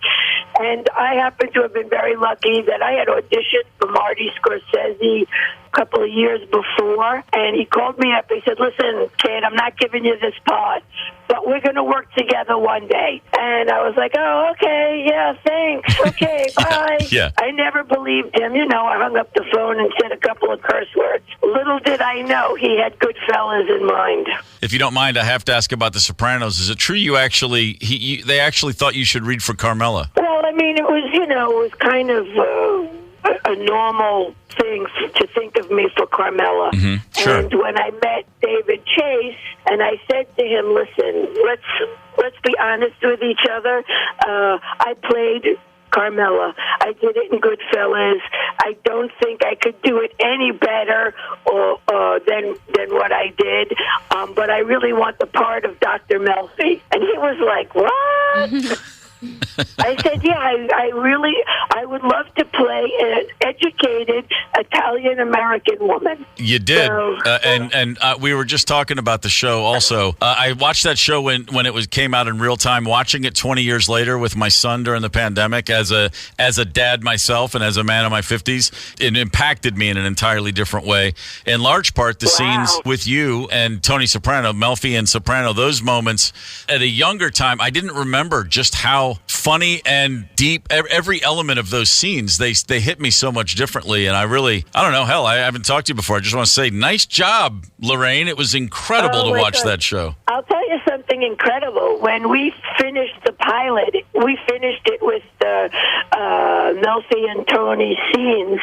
And I looked at Jimmy and I looked at David and I said, I really feel that I'm going to be the weak link in this story. Who's going to want to sit and watch two people sit and talk to each other? Mm-hmm. The answer was everybody. Go figure. Yeah. It's just amazing to me, The movie Jacir, for anyone listening, Jacir, is absolutely worth tracking down and finding. Last question. You graduated high school in the early 70s. What was your music? What bands or artists did you love out on Long Island in 1972? Ram. Paul McCartney, Ram. Wow. Didn't see that one coming. Too many people. I love this movie so much. Go see it. That's and the laugh and what an amazing endorsement, and we all here at the show could not be happier to have had you. Thanks so much for your time. Thank you. See ya. I appreciate it. Lorraine Bracco, I'm literally I've such a crush on that woman. If I woke up in the morning and she were straddling me with a gun in my mouth, I'd be happy. I'd be like, that's fine. Whatever it takes, Karen. Karen! Yeah, she's just glamorous and vulnerable and tough as nails simultaneously. Yeah, that Goodfellas performance, absolutely one for the ages. Mm-hmm. Boy, she was fantastic. The best of the KQ Morning Show. Back to the best of the KQ Morning Show, 92 KQRS. I'm very excited because Maggie Ferris is hanging out with us. Good morning. How are you? I'm great, thank you. You've got a couple big events coming up. You've got New Year's Eve and New Year's Eve because you don't mess around. You go for both. No, give me it all, please. I want it all. And that's exciting. But I'm sorry, I've got to move on to something that's even more exciting, and that is that you, Maggie Ferris, yes, local gal. Beloved by all. Well, by most. You're about to cross the Rubicon. You are about to enter yourself into the Guinness Book of World Records. That's a true story. And I'm just going to go ahead and cut to the chase because I know people are thinking, oh my gosh, what could it be? The funniest joke ever told? The longest stand-up set ever? No, Do you know what the longest stand-up set ever? It was like 47 hours. Really? Yeah, because I looked that up because I was like, what can I achieve actually? Billy Conley, that's my guess. That's every set he ever did. That's what I'm saying. Yeah. Come on, the guy wouldn't shut up. He's the winner. Maggie Ferris, we are pleased to inform you that your application has been accepted under the following title. This is legit from the Guinness World Records. Here is the title.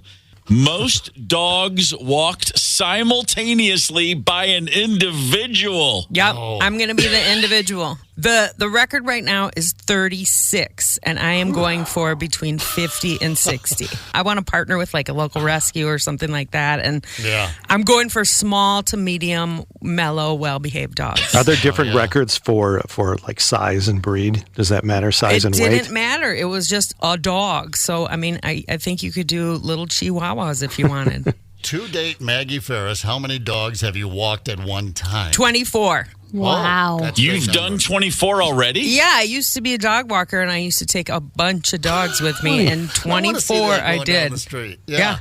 It's pretty exciting. Is it chaos? I mean, how do you get No, because it's funny because dogs really have that pack mentality. And so once you have a leader of the pack and you just go, they just follow. All right. So, but even still, with 24 dogs, though, I mean, some of those dogs are 10, 12 feet away from you at least, and some are right there at your ankles, right? Yep. I mean, that's a wide range, and now you're going to want to go higher. In fact, I'm seeing on Extreme Maggie, all your socials are Extreme Maggie. On Instagram, you said, I'm going to need some help, and 50 plus small to medium laid back dogs. I'll be forming a committee soon. Let me know if you're interested in helping. This is going to be, obviously, there will be... this will be recorded. I mean, someone will have an iPhone out or something. You have to video document everything for Guinness, you know? Now, do you know if you get this record, obviously the record is in itself pretty astonishing, but do you get a certificate? Do you get a case of Guinness? Like what happens? I think you just get a little certificate that says you are the world record holder for this. And also someone could break that record the very next day, which is why I'm trying to go for such a big number, you know? Yeah, that's true. We have some neighbors out taking a Christmas vacation, and I took their 2 small dogs for a walk the other day, and the crossing of the leashes, and I was doing 360s, almost dislocated a shoulder. How in the hell do you handle the leashes? I mean, it's going to be like a spider web system, and I'm going to do like groups of 5 kind of tethered together that will like carabiner into the main leash, and I know it's going to be quite a thing. Is there a minimum length of the walk in order to get the record? Like, you can't just literally walk across a room with all these dogs. Do you have to take them like a quarter of a mile or around a block? I have to bring them a mile. A mile? Yeah. Wow. I have to bring them 1 mile. Holy crap. And can you do it on someone's farm, or do you have to be in town? I mean, I'm That's just why curious. I need the committee. I need a location crew to find a closed space that's flat, that's like a mile straight on. Even my dogs are exempt. Okay, this has to be dogs that are like, do they have CBD for dogs? Like mellow dogs, like chilled out. It Do you would have be really to cool. pick up after them while you're on the walk with the little There's going to bags? be a cleanup committee. I was going to say, that's where the committee really comes into play. Yep. I mean, this is going to be a village to do this feat. I can't do it alone. There's I can see right now people talking after, like, I thought Maggie wanted my input, and all she wanted me to do was pick up dog crap. I know. Somebody's going to get that crappy job. If you get this award, and again, well, I should say when you get this award, is that going to be the signal that you can actually, it's time to retire? Retire from what? I don't know. Which job? I don't know. There's just like a peak. It's a pinnacle. Like what can the world hold after that that's going to keep you interested? I don't know. I'll find something else. But listen, I'm 51, and every month I look up, can I retire yet? And guess what? If I retire right now, I'll make $139 a month. So it's not. If you have an old refrigerator box or maybe a room above your garage, I've been crunching the numbers, and I think you can still do the dog walking, but under the table, if you know what I mean. Sure. Cash operation. I like that. I'm all about that. So you were a dog walker. I mean, professionally, people were paying you to dog walks. Yeah. How many? When you said you did 24 at one time, is that right? Yes. And was that shtick, or you literally had to just do that because that was part of the job that day? That's how many dogs I had that day.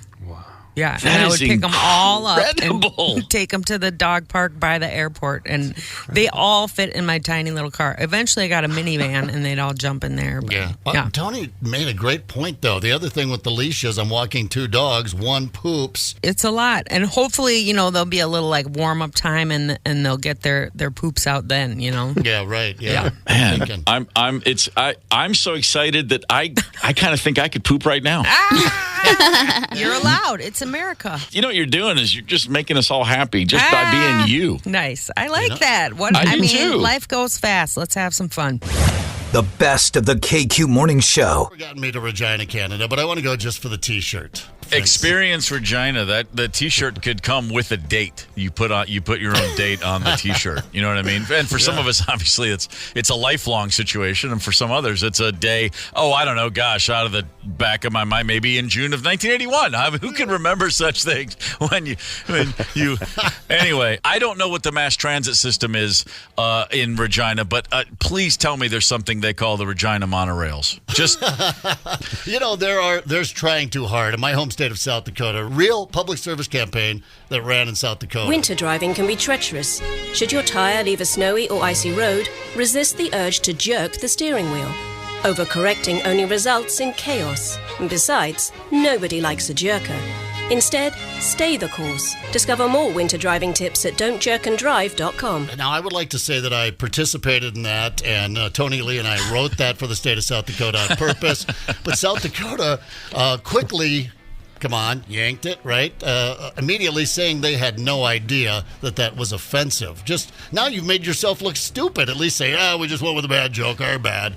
But they doubled down and just they try too hard out there. You can make anything sound better with the British accent, though. I mean, at least they had the good sense to put an English accent when you're going to say don't jerk and drive. Yeah. It sounds somehow far more palatable with that British accent. If you got a guy that sounds like George Martin, the producer of the Beatles, he can literally say anything and it'll make sense. Now, Nebraska, listen, this is an actual Nebraska tourism ad from 3 years ago. Nebraska, honestly, it's not for everyone. That part of a new ad campaign released on Wednesday by the Nebraska Tourism Commission aimed at getting people to the Good Life State by poking a little fun at it. Some of the things in the campaign include explaining why Nebraskans float down rivers on livestock tanks. With the phrase, lucky for you, there's nothing to do here. They should. I'm telling you, bring in the English guy. Nebraska, there's not much to do here, but we found it's a fascinating place to sit under a tree and contemplate the meaning of life. It's not for everyone, but it is for certain members of the aristocracy. Come to Regina, which makes you think of a muscular canal that extends from the vulva to the neck of the uterus. The best of the KQ Morning Show. This just in, guys, and I want you to brace yourselves, okay? I'm just giving you a heads up. Okay. An attorney in Ohio has been suspended by his state's Supreme Court. His name is Jack Blakesley, and he has been suspended from practicing law for 1 year because, well, he pooped in a Pringles potato chip can and threw it into the parking lot of the Haven of Hope, a crime victim advocacy center.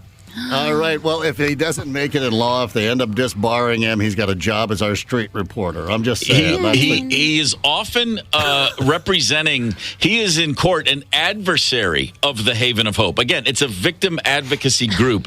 He says, and his claim is, I did not target the center. He said this, I often poop in Pringles cans, and then I randomly throw them from my car as I drive. Because he thought that sounded better. That's not a Molotov cocktail. That would be a what if you're throwing the poop in the Pringles can? That's called a Mereditov cocktail. The French call that a Mereditov cocktail. I was gonna stick up for him because I've had some emergency situations.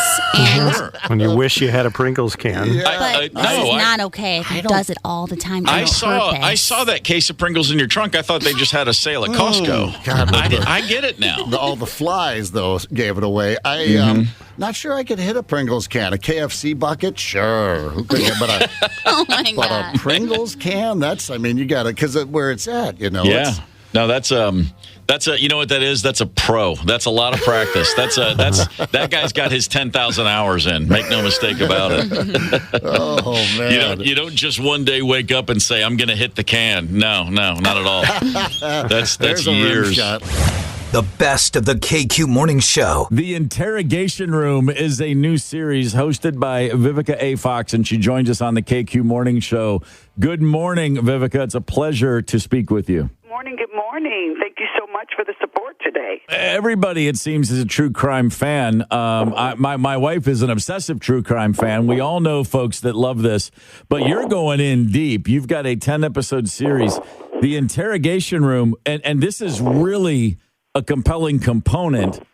We all think we can get away with anything, but then when you watch what happens when people get in that room with the camera and the detective sits across from them, that's where it all goes sideways, isn't it? That's what is great about this show is, as you said, going inside of the interrogation room and to see how these very skilled detectives and investigators break down the criminal who, like you said, they all think that they can get away with it, but they break them down with wonderful skill and tactics to get that confession. Yeah, my wife has watched a series on YouTube where guys, it's all about body language. This one particular show that's got to be a part of this, I would imagine, as well. That's a huge element of the show is to watch the people, the suspected criminal, who's perpetrated the crime, to see them come in at first and how they just think they're going to be slick and talk their way out of it. The best thing I like is that when they offer them like something to drink, first when they come in there's no water, there's no nothing,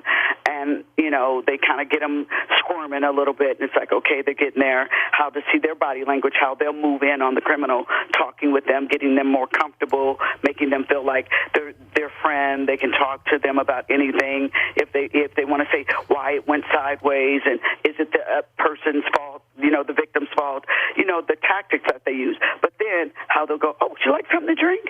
And then they let them sit there and kind of marinate, and they always kind of forget that they're being taped. And then they'll come back in and, hey, you want something to drink? Is there anything that's come to mind that you want to talk about?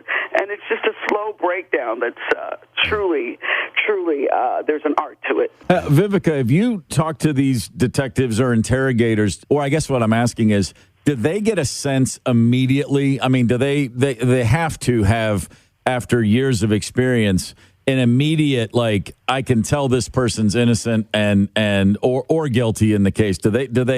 Are they then trying to convince themselves on or off of a thing, or do you think they really give it all the time before they reach a conclusion? Well, they've done their homework, that's for sure. Most of the time when they bring a suspect in, it's because they suspect them of being the person who perpetrated the crime.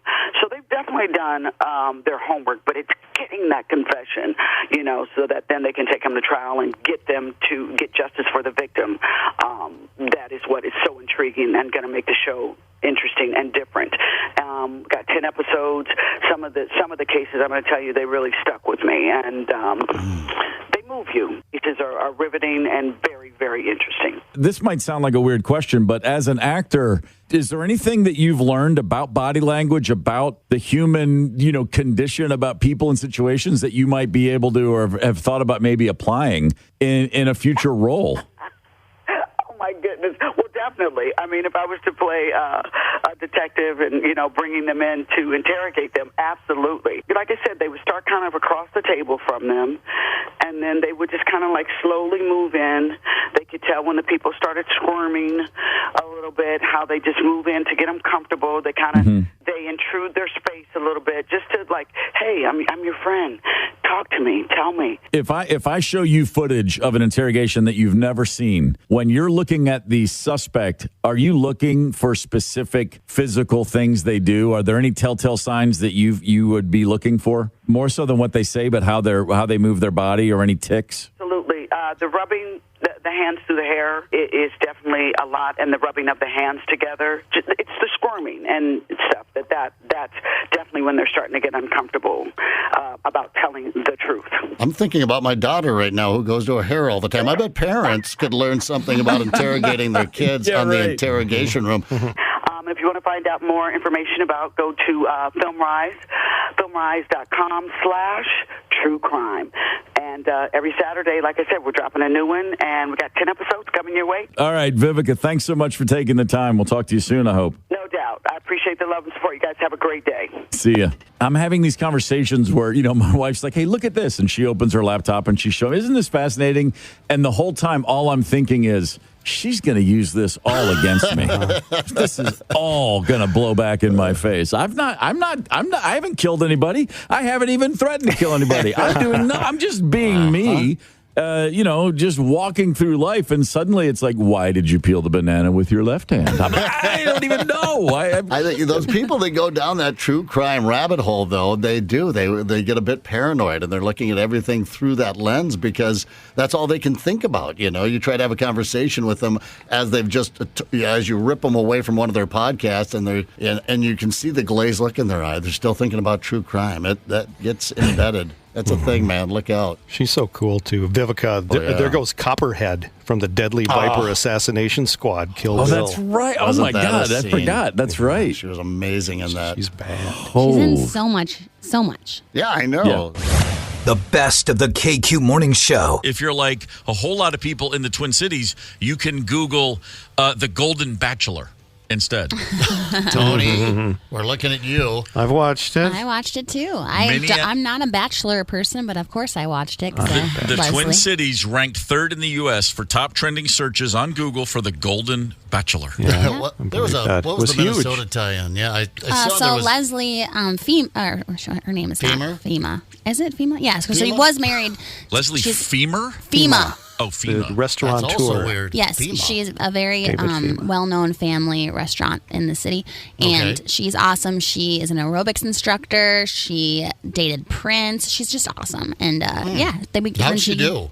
She got second place. Yeah, she wasn't picked. So, but it's good because I think Tony, that she will be the Golden Bachelorette. Isn't that how it works? That happens a lot. The one who was the most popular and tugged at the heartstrings ends up in the next incarnation, but you never know. Hold on. Some old silver-haired dude passed up a woman who used to date Prince? Yeah. Yeah. Oh, Well, I mean, you're not gonna. What in the world? That's a high bar. I mean, every time you're dating her, she's just thinking, you're no Prince, but Prince isn't around anymore. What wasn't he? Didn't he turn out to be? I only read headlines, because we go through this stuff every morning. And you I check out all watched it, that. you liar. I did not watch it, Tony. You shut your mouth when you're talking to me. Now listen, wasn't he a skis bag though? Yeah. Well. In the beginning, I was kind of on board, and he seemed like a good guy. Like, he lost his wife, and his daughters had him go on the show, and it was very sweet. But then, it's like so gross. This whole concept of the show, they're all telling each other they love each other, and it's just freaking after like weird. 2 weeks, they're all just horrible. It's like real life. They never stay together. It's just creepy. It got really creeped me out towards the end. It's weird. I've never watched The Bachelor. Although, I know who's the guy, Wells Adams, who's on those shows? Do you know who that is on The Bachelor or The Bachelorette, maybe? Yeah, the host guy. I don't remember his name. He's a buddy of mine. He's in Nashville. Is he? He's a great guy. Like, literally the nicest guy in the world. Handsome fella. And a real handsome fella. And I keep thinking I'm not a good friend because I've never watched his show. But anyway, we were doing radio together in Nashville not that long ago. You should Google it. And he went on to host a huge show all over the world. And then I came here. But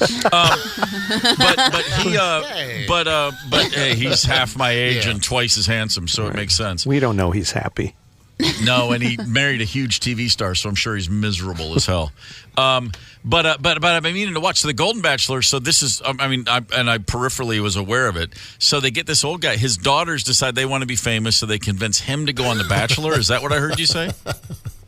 I don't have the brain energy to talk about this anymore. Okay, fair enough. Let me tell you something. When the kids, you can't let your kids talk you into anything in life. That's that's a recipe for disaster. Yep. The top 5 trending TV show searches for Minneapolis St. Paul. Golden Bachelor was actually second. The Last of Us, number 1. Oh, yeah. Google releases these results. And by the way, you can go online. You can pick go anywhere, basically, and see what the top searches were. The 5th top trending TV show in the Twin Cities was Daisy Jones and the Six, or as I called it, Daisy Jones and the Sucks. Was it awful? Never saw it. Like every other show about a band, I watched 9 seconds and went, "Oh, for God's sake!" What about the Archies? That was pretty realistic. That was wasn't it? the most realistic. Yes. The funny thing is, the true story is the most realistic thing about a band ever. Spinal Tap. If you aren't making fun of it, you're missing the whole point. Oh man. The top tour search was Taylor Swift Eras Tour, followed by Renaissance World Tour. That makes sense. The 2 biggest tours of the world of the year. Mm-hmm. But here's the other search for Google. You always have blah blah blah near me. Coffee near me every day. Dry cleaner near me. Top 5 near me searches for the Twin Cities. Number 1, air quality near me. All the Canadian wildfires this Yeah. summer. Oh, thank you. Because I was literally going, what the hell? I totally forgot. Yeah, that makes an perfect issue. sense. Because I moved here from Nashville, which has among the worst air quality in the country. Nashville, Tennessee is awful. It sits in a basin. Oh. And the air just goes around the mountain. It just sits and it doesn't move on. What is now Nashville, Tennessee, never, ever, ever settled by natives. They moved on every time. They recognized hundreds of years ago, the air here sucks. We're getting out of here. That's interesting. Give you this crap hole, I guess. Yeah, no, but Whitey shows up. Hey, it looks pretty good to me, and now everyone has asthma. But number 2 trending Twin Cities near me searches: pawn shop near me. Pawn shop. I don't think I've ever searched for a pawn shop in my life. There's a good one in Richfield. Well, My mom used to take me there. Can I ask you a question, Candace? What isn't in Richfield? I know. It's just the best. I never thought I would end up back there after going to high school to Richfield, But then I ended up back. And you went to high school? You went to high school there? I went to high school there. Wow. And everyone, wants to get out. Angsty teenager. Like, I'm gonna go out and never come back to Richfield. And look at me now. How's the air quality, though? I know the water's horrible. It's everything's perfect. How's the air quality near the pawn shops? It's just great. By the way, I have no sympathy for anyone who's like, I got to get out of Richfield, which is a part of a major metropolitan area. I grew up in Hopkinsville, Kentucky. I ain't feeling bad for you, kid. Number 3, near me searches. Dispensary near me. Now you're talking. A little early. I know. We're all getting excited. We're not talking about vitamin C.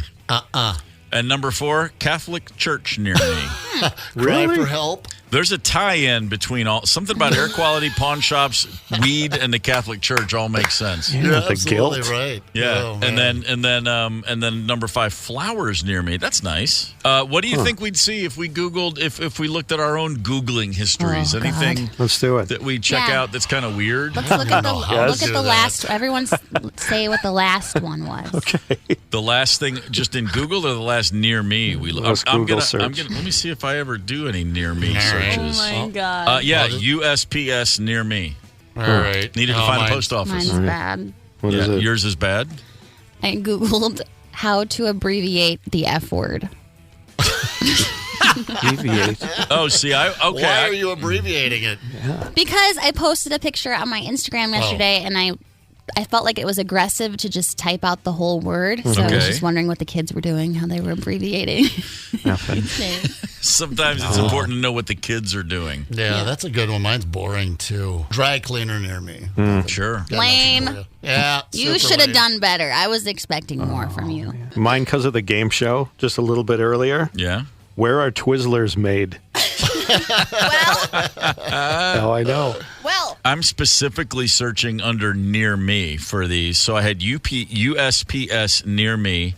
I have very few. Golf near me. And then Stop Making Sense near me when I was trying to get a hold of that Talking Heads foam. I guess I'm not nearing me very often. Oh, I also have drugstore near me. Okay. Nothing too embarrassing. Just deleting Korean massage. Yeah, right. Yeah. Near me. Yeah, no, I don't even know if that's a thing. Korean massage? It's right next to the Korean barbecue. Like, I'll do that. Just want to rub me and pour beer down my throat? Sure. Oh, and then we'll barbecue you. But whatever it takes, man. I mean, I'm not going to care by that point. Yeah, you had a good life. What, are you kidding? There have been times in my life where that wasn't too far off the course. You know, I was always the guy. Well, the first time I ever got a massage, like a sports massage at joined a gym in Atlanta in the early 90s. Used to play a lot of basketball, and I was still feeling like I was kind of almost in shape. And I got a massage for the first time. A great masseuse, a guy named Ken Fogel, 90-minute full body, and within 20 minutes of that massage ending, I was violently ill. I was just puking my guts out. Toxins, baby. And he was like, and he said, we might release a lot of toxins here. And then next time I saw him, I explained that to him, and he was like, are you living a healthy life? I was like, oh God, no. Nothing. Don't judge me, Ken. Massages, they can go either way. They can be great, or they can be. I had one time. Before I was heading out to Sturgis one year, I decided I'm going to get a massage. I'm going to be on the motorcycle for about 1,500 miles. I thought I'm going to get a massage this year and just sort of unwind a little bit. And I went to one of those house massages that I found on Craigslist. No, I wasn't looking for that. I was looking for a legit massage, and got a legit massage. But I don't know what about this woman that she just hates people, I think. But it was one of these deep tissue massages. I'm like, let's get in there. Hell yeah. And she said to me, if you at any point feel uncomfortable, say something. I was screaming. And she's like, oh, you. I was like, no, that really, your elbow is. And I don't know what she was doing back there. I think she had a ball peen hammer. And that's so not Sturgis to get massaged and then be in such pain over it. Oh, yeah. No, it's not very biker, is it, though? But if you go to Sturgis, all us Minnesota guys, we're just a bunch of weekend warriors going, oh, this is great, man. Just chug some whiskey. Is there a good sushi place nearby? I love getting massages. One time I got one on Groupon, though, and everything was going all right. It was a man, and all of a sudden he jumps on the table and what in the hell? Literally jumps on the table, straddles me, and uses his whole body to massage Was my this back. a massage or a date? Right. Yeah, Needless to say. No, he was a little guy. He was a that's little, terrible. short, and so he Yeah. fit. But I was like, whoa! But No, it was that's not great. cool. You can't spring that on I somebody. though. You loved gotta it. mention it. Okay. And then also in that massage, he massaged my butt, which I had never had before, Glutamus. which I also loved. But you so. got to talk about that ahead of time, don't you? Nope. Wow. I guess not. Did he jump up on top of there, too? So that wasn't a It nope. was great. So that was an ope moment, not a nope It moment. was great. I guess you're supposed to massage your glutes because I they got can it. get real It's a tight. big muscle, yeah. I found myself by the during the late 90s. At that point, I had fully embraced the idea of massage, especially on tour. Drumming every night and traveling, it was really great. And I got a lot of massages. You know, a couple times a month I'd get one. And the only problem with that is then you start to really figure out. You can determine within 90 seconds if this massage is going to suck. And then I would lay there for an hour, just like 2 minutes in, I've already decided this person doesn't know what they're doing, or they're just. I'm like, you can put a little more pressure, and they're like, how's this? I'm like, I don't feel anything. Let's go. Yeah. I need you to dig in there. And I have just had a dozen times in my life, I've just been like counting the seconds for this person to leave the room so I can just be mad about my crappy massage. Yeah. And then you get the right one, and then you're just like, oh man, I will move to this town. Sir, give me your card. I want to live here. It's just ridiculous. Good foot massage is amazing. It affects everything in your whole body. Boy, it can really set you free. There's a great reflexology spot that we've been going to for years. No longer, as it's in Tennessee. But yeah, the Japanese reflexology foot spa. Oh my God, set you free, man. Seriously. The best of the KQ Morning Show. Back to the best of the KQ Morning Show. 92 KQRS. Look, there's nothing to fight about. Music is our friend. Music helps everything. Well, I want to see a fight. I want to see you guys throw down. All right, fair enough. Put on the Anthrax and let's get to it. Candace and I will get right into the squared circle and we will fight to the death.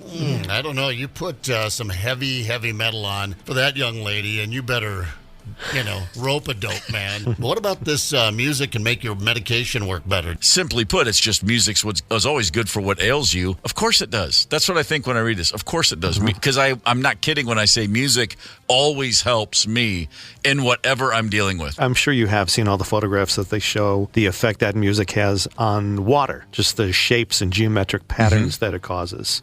Soothing music will make these beautiful, crystalline, incredible images. Sure. I know that a lot of surgeons, around the world, like when they're operating, when they're cooking, doing their job, they like to have music on.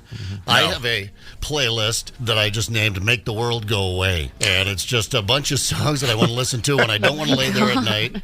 It's just something's really nagging me. Hit the old Make the World Go Away playlist, and they're just tunes that I immediately check out and go to a happy place. Candace listens to this when she goes to bed.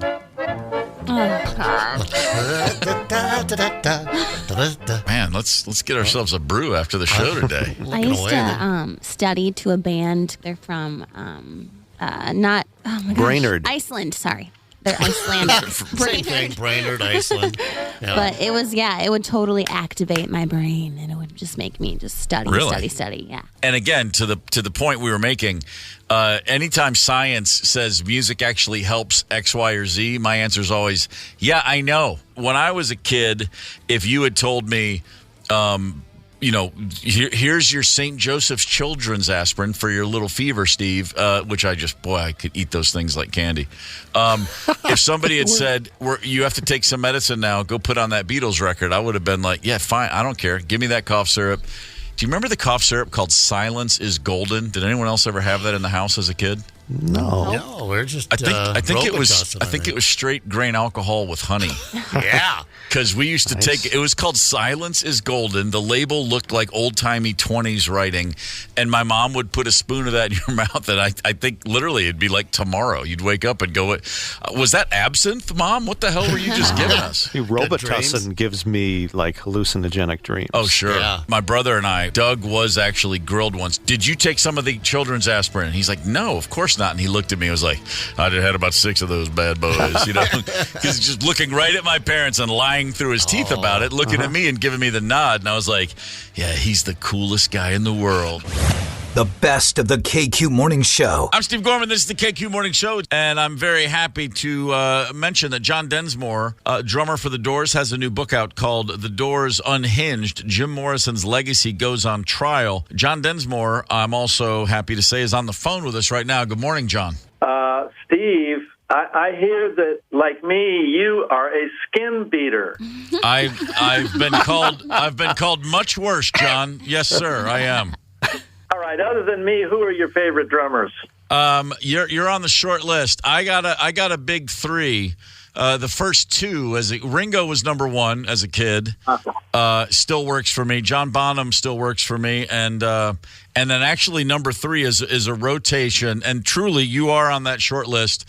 I'm a big fan of Levon Helm. I like Charlie Watts.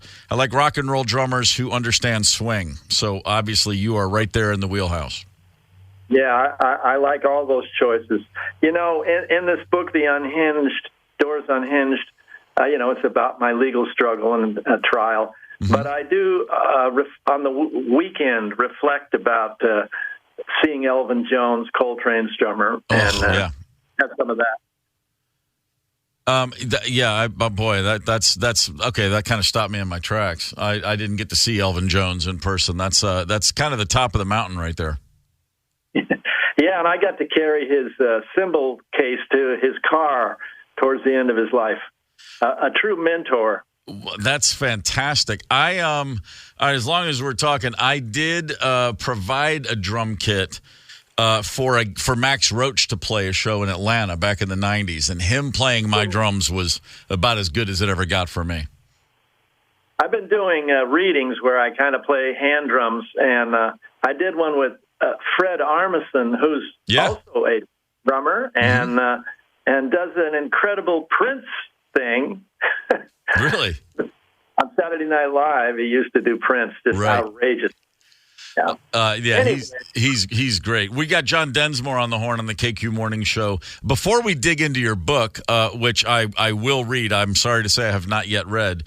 As a drummer, and I say this sincerely, I've ripped you off for as long as I can remember, especially when my band started to play more extemporaneously. I drew back and thought about drummers that were far more improvisational, and I took a lot of pages from your book. I was born in 65. I don't remember a time without rock and roll. I don't remember a time without the music of the Doors.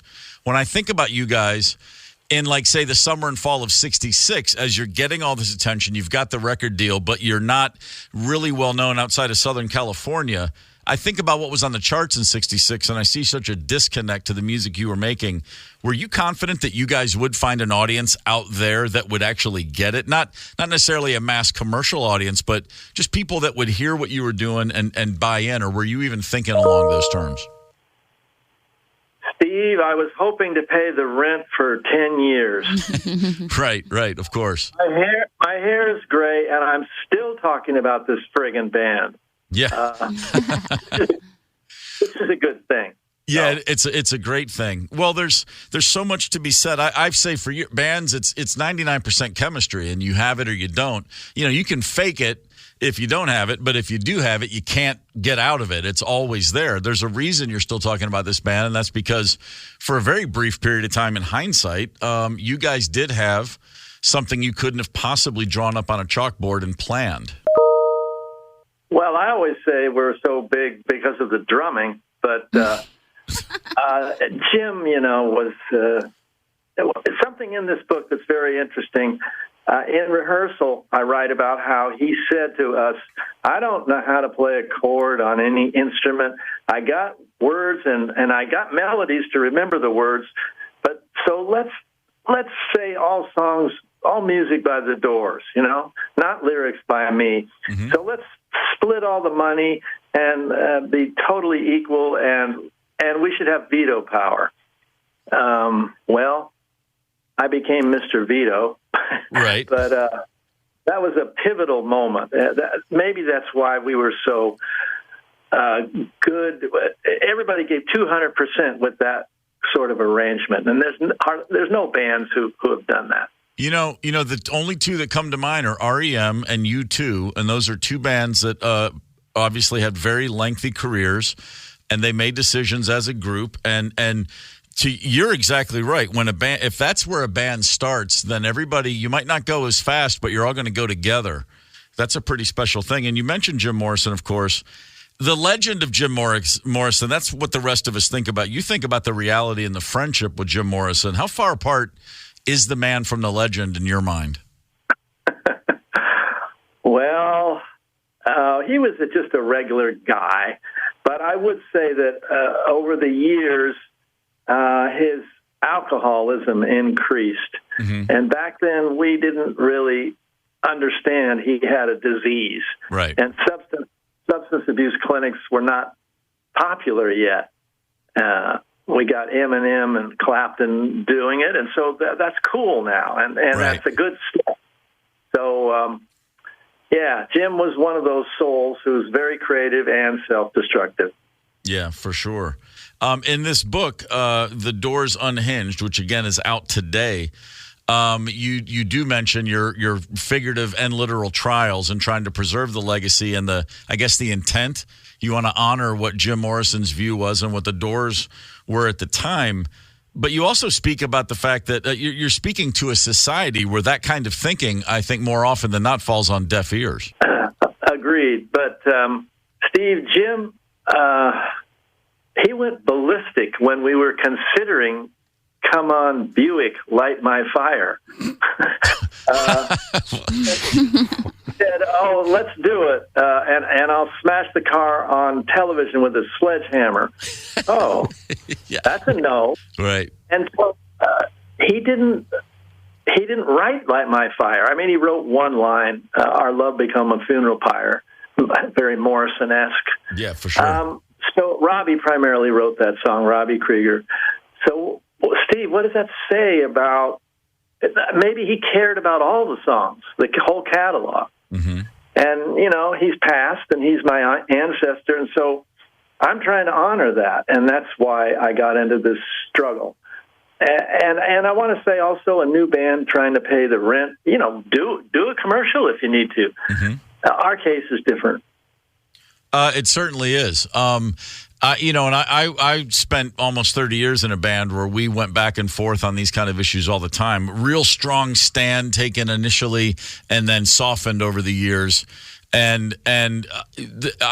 could see the thing with, I didn't like the changing of the mindset so much. I could see, to your point, I can see both sides of it, depending on your situation, your context. But you seem to, I like the simple approach was these are the values we had going in. This is what we agreed on. Why would we change? I imagine you sleep well at night with that. And, we did get the brass ring. We were doing so well. There was a consideration to break on through to a new deodorant or whatever it was. Mm-hmm. No, it was a Cadillac. And I said to Ray and Robbie, well, we all have a nice house and a couple groovy cars. What are you going to buy? Mm-hmm. And there was a pregnant pause, which was loud as hell. Kind of like, well, do we want to? As Tom Waits wrote in a letter commending me on an article I wrote about this subject, he said, you can change your lyrics to a jingle, and it's the sound of coins in your pocket, then maybe you sold your audience. And that's where Jim was at, Right. So I'm staying with that. I'm appreciative of that greatly and deeply. John Densmore is with us on the KQ Morning Show. This is something I've not seen you talk about. I'm sure you have many times, but forgive me as a fan. Other Voices in Full Circle. Those records got a lot of play in my house. I have an older brother who is, the Doors are number one for life for him on his list. And I was just curious about the two albums recorded after Jim's death. What the vibe was like in the band. Was there a plan even then? Were you thinking of doing something where you would be on the road and tour a lot? Or was that, I almost imagine that was a way to process grief in the only way you knew how. Yeah, good question. We didn't want to sacrifice the musical synchronicity that the three of us had gotten. Which is formidable, always. Really wonderful. And so, and we did tour a little bit, but after those 2 albums, we turned down big dough for 3 more albums. We got, an offer of a certain amount of money per album. Because we realized, wait a minute, our front man is gone. What the hell are we doing here, you know? Right. Well, it's. I can only imagine how difficult that was because, as you said, and as I'll echo for my life, I mean, I've said this not in a dismissive way of Jim Morrison, of course, but I always said my favorite part of the Doors is the 3 guys everyone's trying not to talk about because just as a musician, the tracks and that chemistry in your playing and that vibe, it is so, like I said, you can't draw that up on a board. You guys just had something that I would also imagine, and I'm asking you this question, was that apparent from the jump? Like, first time the 4 of you in a room, were you looking at Robbie and Ray and thinking, man, I think we're onto something here? I don't think right off the bat, but when I reflect back, I think about how Robbie brought flamenco and folk, and Ray had the blues and classical, and I had jazz, and Jim read every book on the planet. So we were kind of like an American gumbo. Yeah. And that's a pretty tasty soup. That certainly is. John, the book is out today. Anywhere someone wants to go find a book, The Doors Unhinged. I know you're a busy man. You got to bounce. It is a true pleasure and a long overdue one for me to thank you for how much you've influenced me, and thank you for the great music and all the best with the book. Hey, Steve, keep practicing those paradiddles. I'm going to start one of these days, I promise. Da, da, da, da, da, da, da, da, da. That's it. Right, left, right. Thank you, John. Cheers, brother. Good one. Well, he sounds great these days. Right, left, right, So left, good. right, left, right, left, left. The only rudiment I know. That's it. What a groovy character. Boy. He's crystal clean. Yeah. No, I'm by the way, all of that means. Not blowing His and voice. not blowing. I thought he meant drugs. I'm not blowing any smoke either to him, but obviously to you guys. I grew up with those records in the house. My brother Dave is a Doors lifer. But when I started playing, I didn't start playing drums really till I was 21. And then but I have all this music stamped on my DNA. And once I started playing, and then once playing live and then trying to get a little more exploratory, I found myself, okay, the Beatles were no use to me anymore, and the band records didn't make sense and all that. I was like, I got to go get into Densmore. That was a big one of my guiding lights in turning into a drummer that was being able to improvise. I watched the movie, kinda. I just don't like movies about bands. I just never think they hit the mark. It's not very accurate. Yeah, it never. You can't get that feel. You know, you can get the look. It's just like you can get the look and you can get the sound even, but you can't get the feel. You can't get the smell and the feel of a real band in a room playing. And I was watching I just remember the rehearsal scene, and they were all giving each other notes and putting together their first songs, and I was like, I just can't. It's just too close and it's not right. It's like it's like eating a sandwich, but it's actually like made of plastic. You know, it's like, yeah, this looks like a great BLT, but that's not real food. That's what those movies are like to me. Interesting. Yeah, that's nice to hear. Like, I know that when I talked to Robbie about that movie, he said, it isn't very accurate. It's very Oliver Stone. But, Val did such a great job portraying Jim Morrison in that sense. And, they're not mad at it. Sure. So no, that's I'm cool. sure they're not. Anyway, all this to say, man, I'm happy to talk to that guy. Big fan. Great drummer. And I know because he's in a band with Jim Morrison and Morrison's gone. So overlooked. I mean, people just don't think about the other members of the band in the way they do Jim. But man, Densmore was just, he's as solid a drummer as there's been. Love him. Get the KQ Morning Show podcast wherever you listen. 92 KQRS.